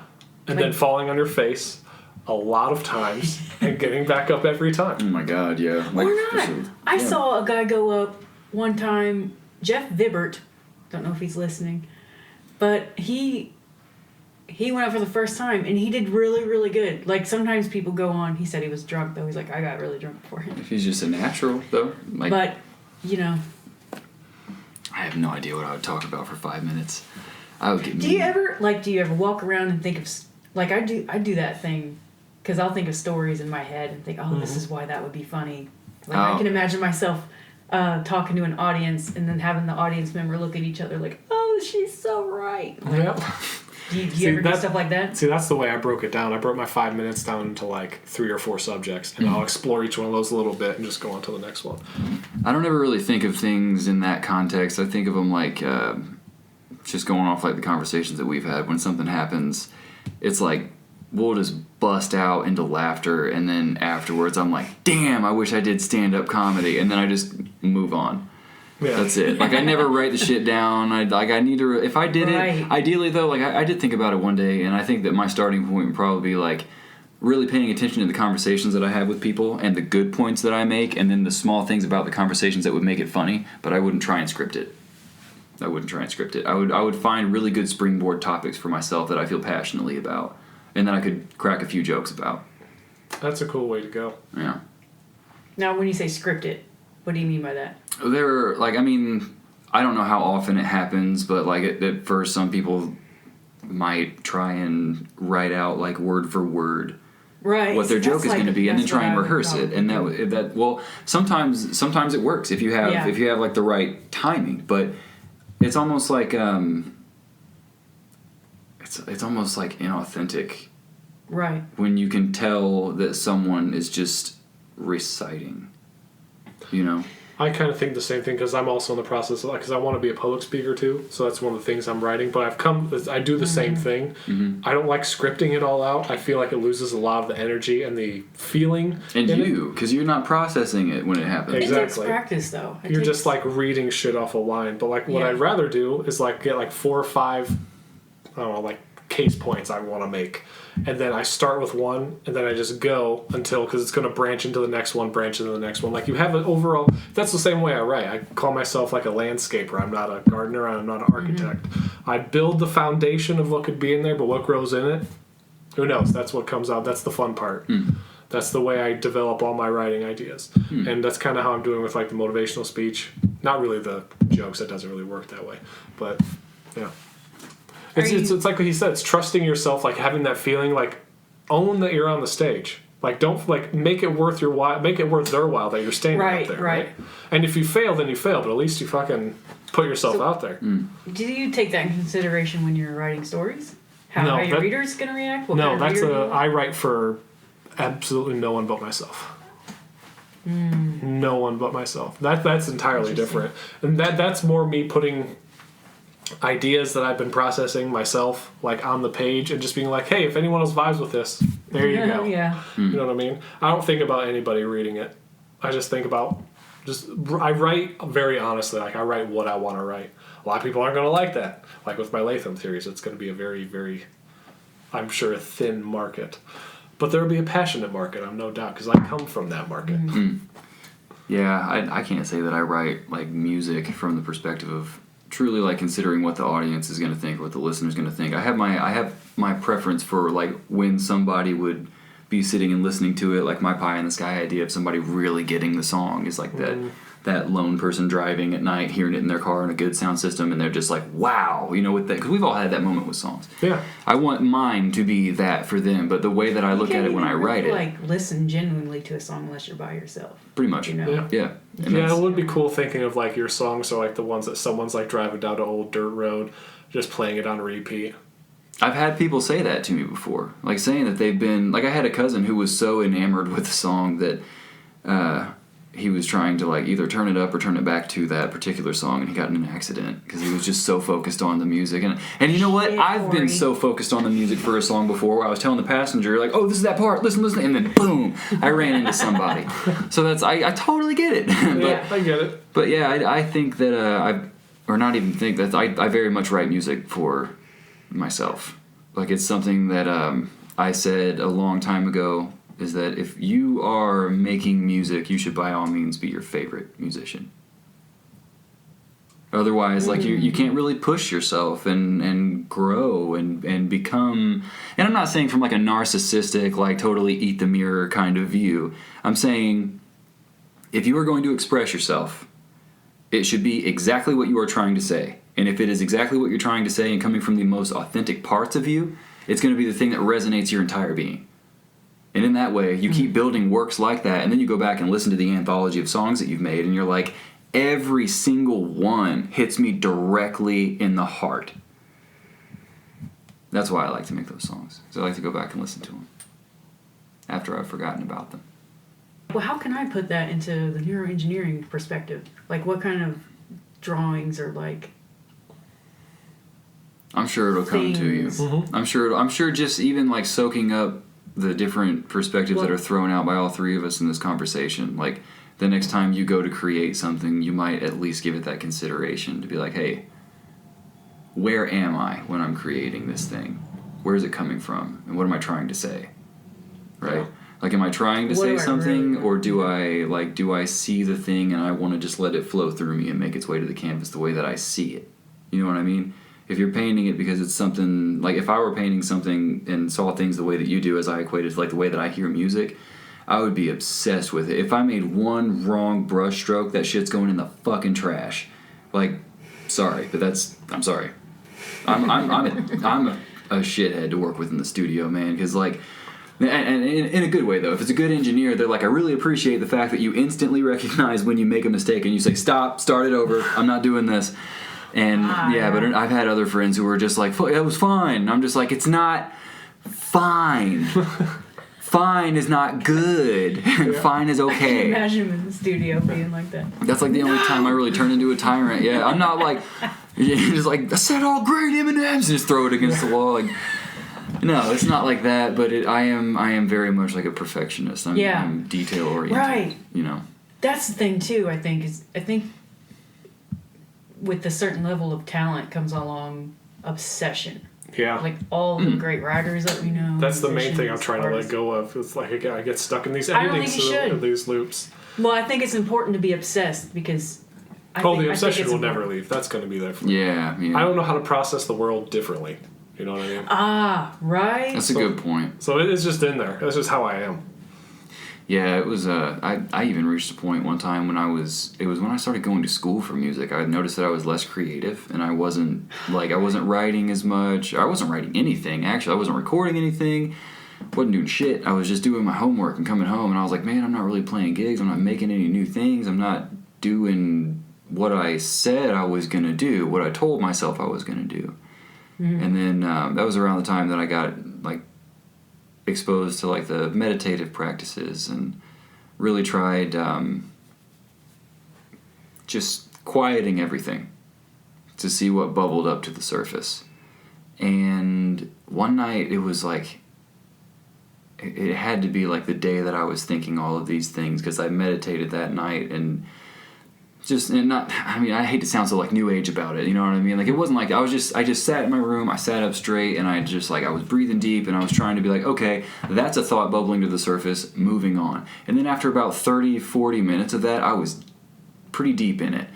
And I started to hear music that I had not written. I heard it from like everywhere in my head. It was almost it was almost like I was in like a hall with a bunch of different doors, and like behind every door was like a fully fleshed out piece. All of them different genres, all of them different like arrangements and instrumentation, just different styles. No words to anything because it's all just sounds that I hear anyway. But it's kind of that thing that told me, like, just how you said, it's the way you process the world. You don't really know how to do it any differently now. Like, it told me that music is always going to be there. It's always going to be there, and all I have to do is just reach out and take it. That's it. Also, I'm going to point out that I'm sure when you were just describing that, you had a very vivid mental picture of the hallway with the doors. Yep. And I automatically started thinking about how I was like, ooh, how can I use that as a metaphor to express? Yeah. I did.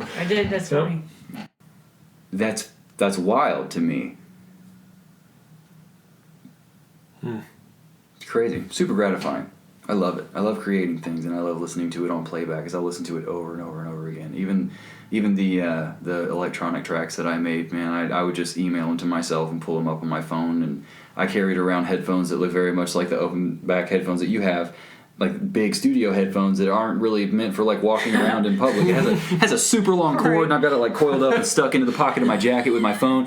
And this was like last year. I was sitting there walking around in the snow, just listening to these things that I made, because I never tried electronic music, and I liked it a lot more than I thought I would, and it reminded me that I was still creative. Just like fascinated with the fact that you actually made that thing.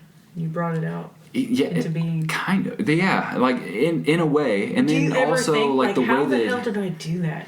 Like if you go back to something that you thought was really good, like I don't even know how. Sometimes some lines I'm just like, oh, like especially in like the more aggressive shit that I've written, I've been like, man, that's good. Or like some guitar parts that I've written that every time I play them, I just got like, I'll be on stage making faces just like, whoo, sitting there like, god damn. Whenever I actually stick a solo, it's like I was watching it with him, being like, like just waiting, like, is it gonna happen? Is it cool? Is it all gonna go fine? And then it all goes fine, and I'm just like, oh, that was entertaining. Oh, that was entertaining. And it's like I'm not not to say like it's like I'm not even there doing it, because I'm conscious when I do it, but it's one of those things that like it's totally possible to watch yourself as an outside entity while that stuff is going on. And even that can get into more deep, complex questions, like why are we so enamored with these things?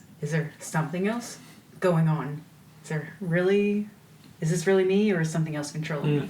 I don't know. I think it's half. I think it's half and half, man. It's like the creative gene yields something that's nothing short of a magnetic pull, right? Gene. But everything that we've learned is the way that we're going to be able to not only process but filter that information, right? So like you encounter certain things, and if you had never heard, like, say, jazz, you obviously wouldn't write a jazz song. But if you were a folk singer, you could write something that's just like, how many songs did Bob Dylan write that everyone just, like, the whole world stopped for a minute to be like, huh?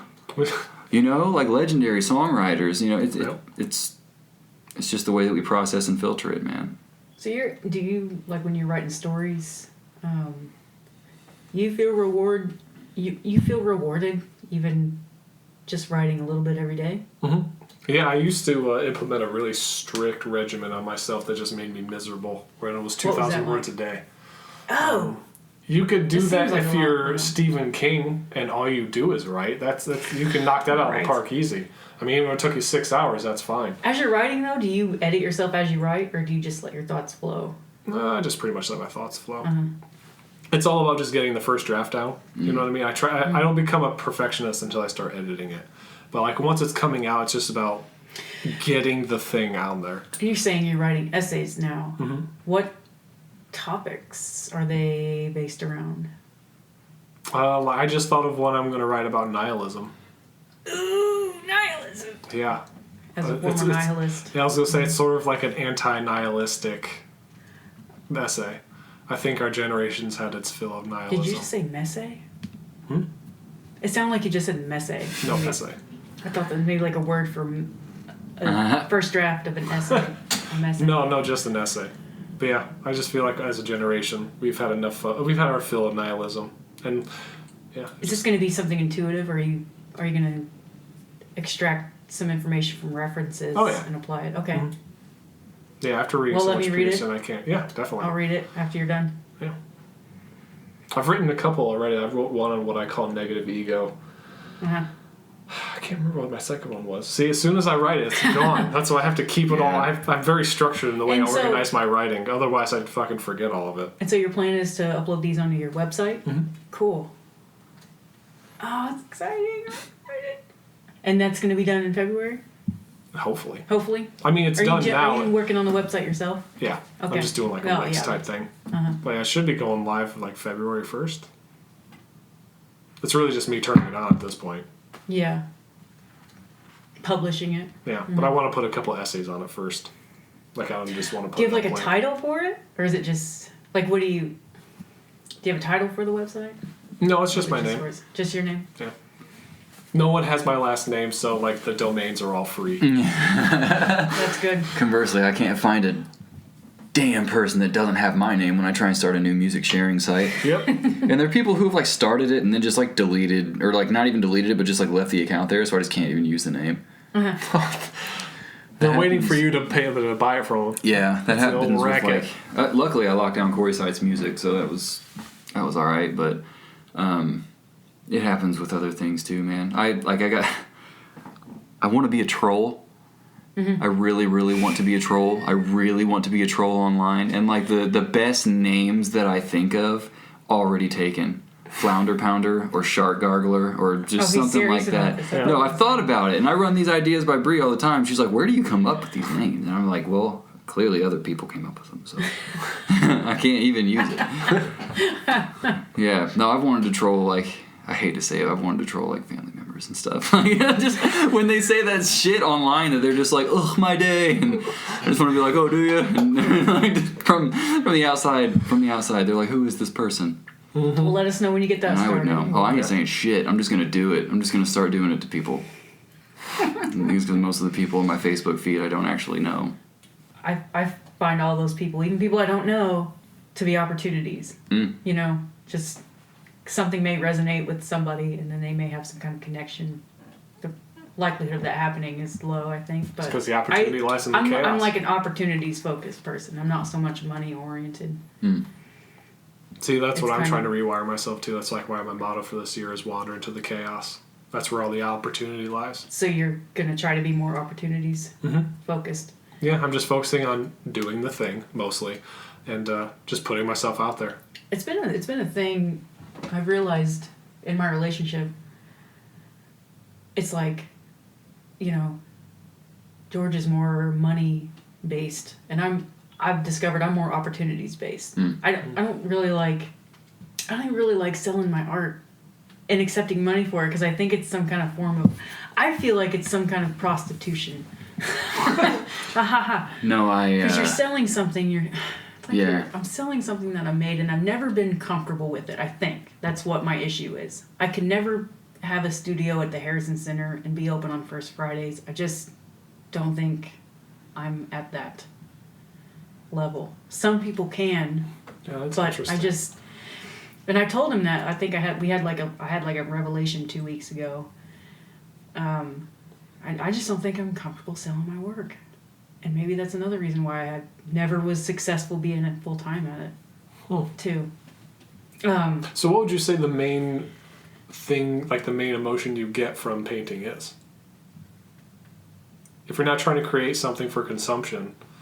And again, I'm not saying that we create the stuff just so we could sell it, but like I write stories because I hope people will. And I think it's funny you asked read that, them. because I think wants people to listen to his songs. Yeah. Because I went to school for it, and I spent a lot of time trying to focus making money. Do you think that killed it? Maybe. Yeah. I think it's a huge blocker. You know, Because even I making agree. these, maybe that's what inhibited my ability to follow through. Is like, I agree in terms of my own I'm always experience. thinking framing and selling. Like, who would buy this? Who would buy blah blah blah? Oh, Or and that kills the you know. creative process. I totally get what you mean. I happened to be in film school. That's one of the reasons. Like halfway through, I realized I just wasn't into it anymore, but I was already halfway in, so I was like, might as well finish it.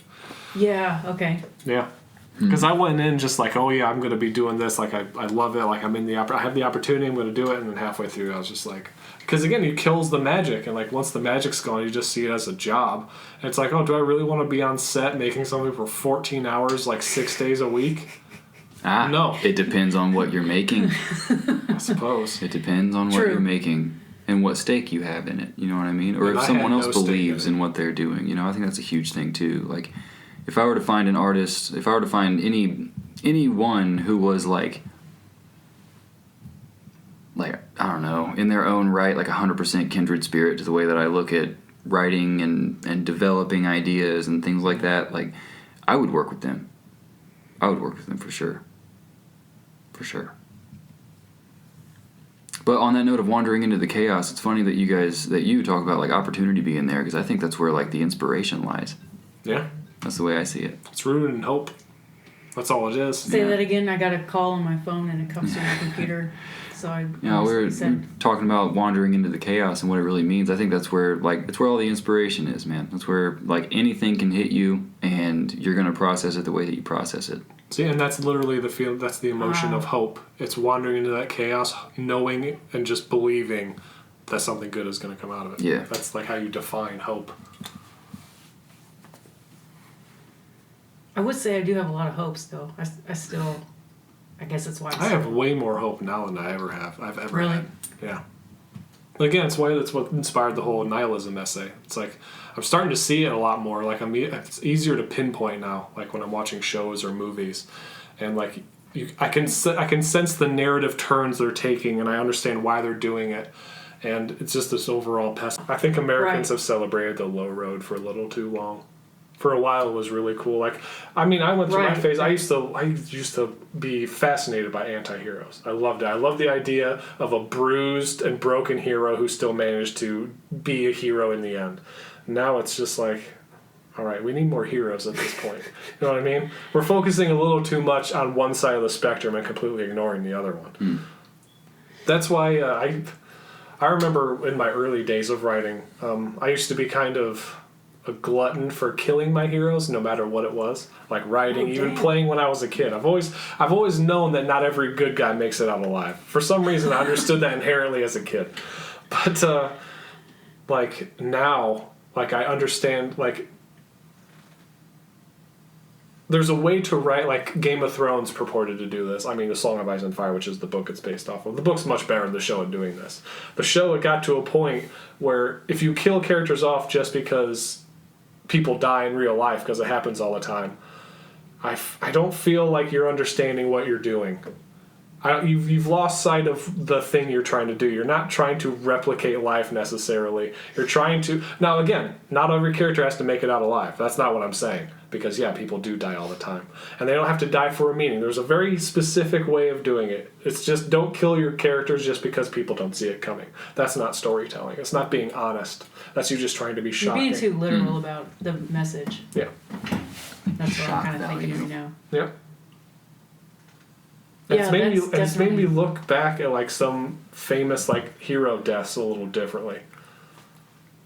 Because like there used to be times where I'd see a hero death and I'd be like, "Oh, that's cool if they did that. You didn't see it coming, subverting expectations, all that other bullshit." Now I look at it. Samuel L. Jackson in Deep Blue Sea.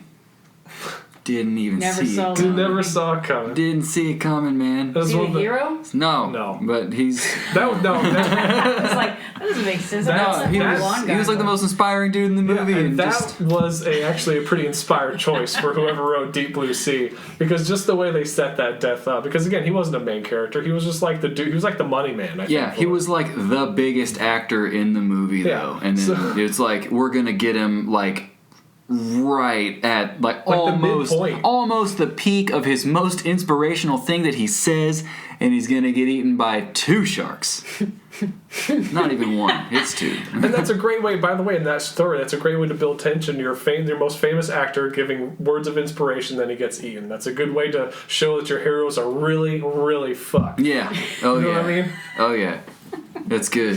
That's a good way to show that. Yeah, I haven't seen the movie. I probably will never watch it. We just gave it away. That's fine. You don't even have to watch it now. That one part is basically the whole thing. Oh, it is the highlights of it. Yeah. It's one of my favorite bad movies. I love it. Yeah, the sharks are smart. And I just love backwards. B movies.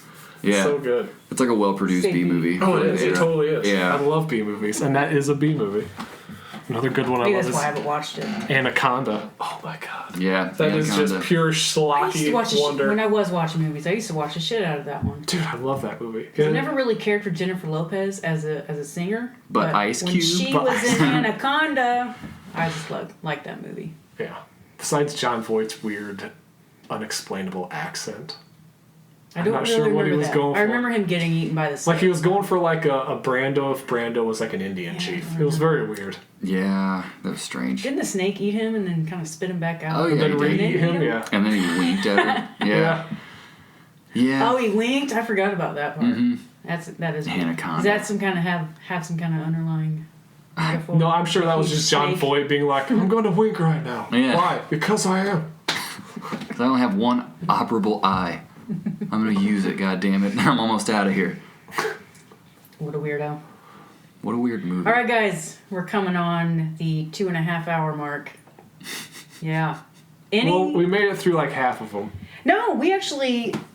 We touched on a lot. Yeah. Oh, God, I certainly hope so. Oh, you know, actually, what we didn't touch on was... Like, what are your 4 or 5 favorite pieces? What took place prior to creating each installment? Is there a pattern in your creative method? I think. Oh yeah, I think we kind of covered that too. I was talking about a few of my songs, and yeah. I think one thing about my creative method with songwriting is that anytime I make a guitar part, I'm shooting for something that I can't play. Ooh. Yeah, so like the solo for I Don't Want Anything, that was something that I was like, okay, well, that was before I started studying classical guitar, and I was like, I don't really know how I'm going to do it, but I'm going to do it, and I just hammered it out really, really, really slowly, and then I changed it a little bit, and changed the actual melody to just, you chip away at some of the things just to be like, I don't like that note, I like this note better, but I'll build and build and build something and try and get it as slow but as steady as I can until I can actually play it, and then in that way I grow as a guitarist. Like I'll write a hard ass guitar part and I'll work on it until I play it, and that's one of the things that I pride myself in, because when I do go out and I have a really good set, all the other guitarists in the crowd are just like, what the fuck, man? It's fun. I mean, that goes along with that theme of, being competent but pushing yourself. Yeah. One thing that I learned from music lessons, like classical training especially, my guitar professor, John Alvarado at IEPUI, was fantastic with this. He would identify where you're at, give you this to shoot for, knowing that you're going to land here. And then over the course of a semester, you see these like incremental growths, I guess, incremental installments of growth in your ability. Man, it's so bizarre how you could be that complex, especially as a professor and analyzing musical talent. Oh yeah, I'm grateful for the few years that I spent working with him, for sure. And that kind of goes earlier with what we were talking about a little bit with like wandering into the chaos, and how you were saying that whenever you try to write, you try to do something you've never done. I think that's a really important aspect. Wow, I just fucking blanked.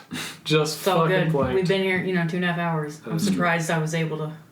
Man, this is the second time I've forgotten this point I was going to make. I forgot what I was going to say now. That's what the editing's for. This has been one of the marathons, a podcast marathon, I think. The only other time I recorded at 2 hours was my last episode last season with a guy by the name of Dan Cooper. So prior to that, I'd only been recording like an hour and a half, hour at most. Shit's wild. This has been a fun conversation. It's cool, right? Having 3 people is actually. I wasn't sure. And it felt very communal. Yeah. It did. Yeah, to get different takes is cool, but also to like be forced to put into words what I intuitively understand about my own style. That's a challenge, but it also makes me understand it a little bit more. Right, that's what I like today when I was running. I was thinking about like, I imagine it being productive and hopefully narrowing down at least my goals. At least answering these questions did. I didn't necessarily touch on everything that I wrote this morning, but kind of helped me quickly put it into perspective. Yeah. And I start tapping into stuff that I was doing my senior year of Heron. Like my thesis statement was based on the concept of theoretical designs and manipulating things like the yin-yang symbol to make machines, or like in a visual way. So it's just funny. Like now that I'm going back, now that I'm actually finding what it is that I really want to do, I'm going back to these things that I was originally doing at Heron. Oh, the signs were there, it sounds and like you just understand them better intrinsically now. Yeah. So you can actually go in to reinterpret them. Nice. And I looked at that because I'm applying for a job as a lab assistant somewhere. In some lab that has something to do with neuroscience. Somewhere, hopefully. So, like, when I was creating my cover letter, I went back to that thesis. And I was like, oh, yeah, this is what I did. So it was just kind of cool. That is cool. It's cool narrowing down your goals. Yeah, it really is. As a creative person. What? Just goals, man. When I don't have a goal and I'm not hitting any sort of like benchmark progress with it, I get so anxious. That's because that's literally how you process positivity. Is when you accomplish goals. Yeah, it's like, am I actually using what I am? Proteins. And I would also say, though, that frustration, when I reach that point, that's probably when, like, my gloves come off in terms of creativity. And I start, like, really hammering away at some things. Because it's like something builds and builds and builds so much that most of what I feel is, like, either depression or frustration or whatever. And the only way to really get through that is to make music. Not the only way to get through it, but historically, the only way for me to get through it was to make music. And that's the only thing that would make me kind of like just chill out for a month or so. You know? What is your goal? Or a set of, do you have some goals and like circling around in your head? I think it's clear that I want to perform to the capacity to where I can like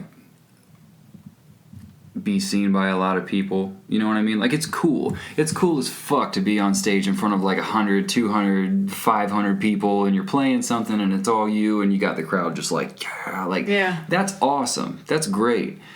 But I have a feeling there's something like intrinsic about this that just makes me like, it's just something inside of myself that's like, yeah, but that's not why I do it though. I don't do it to put myself out in front of people. So as we mentioned before, like to this point, I don't really have like all that big of a web presence. Or is it weird? Do you think it's weird?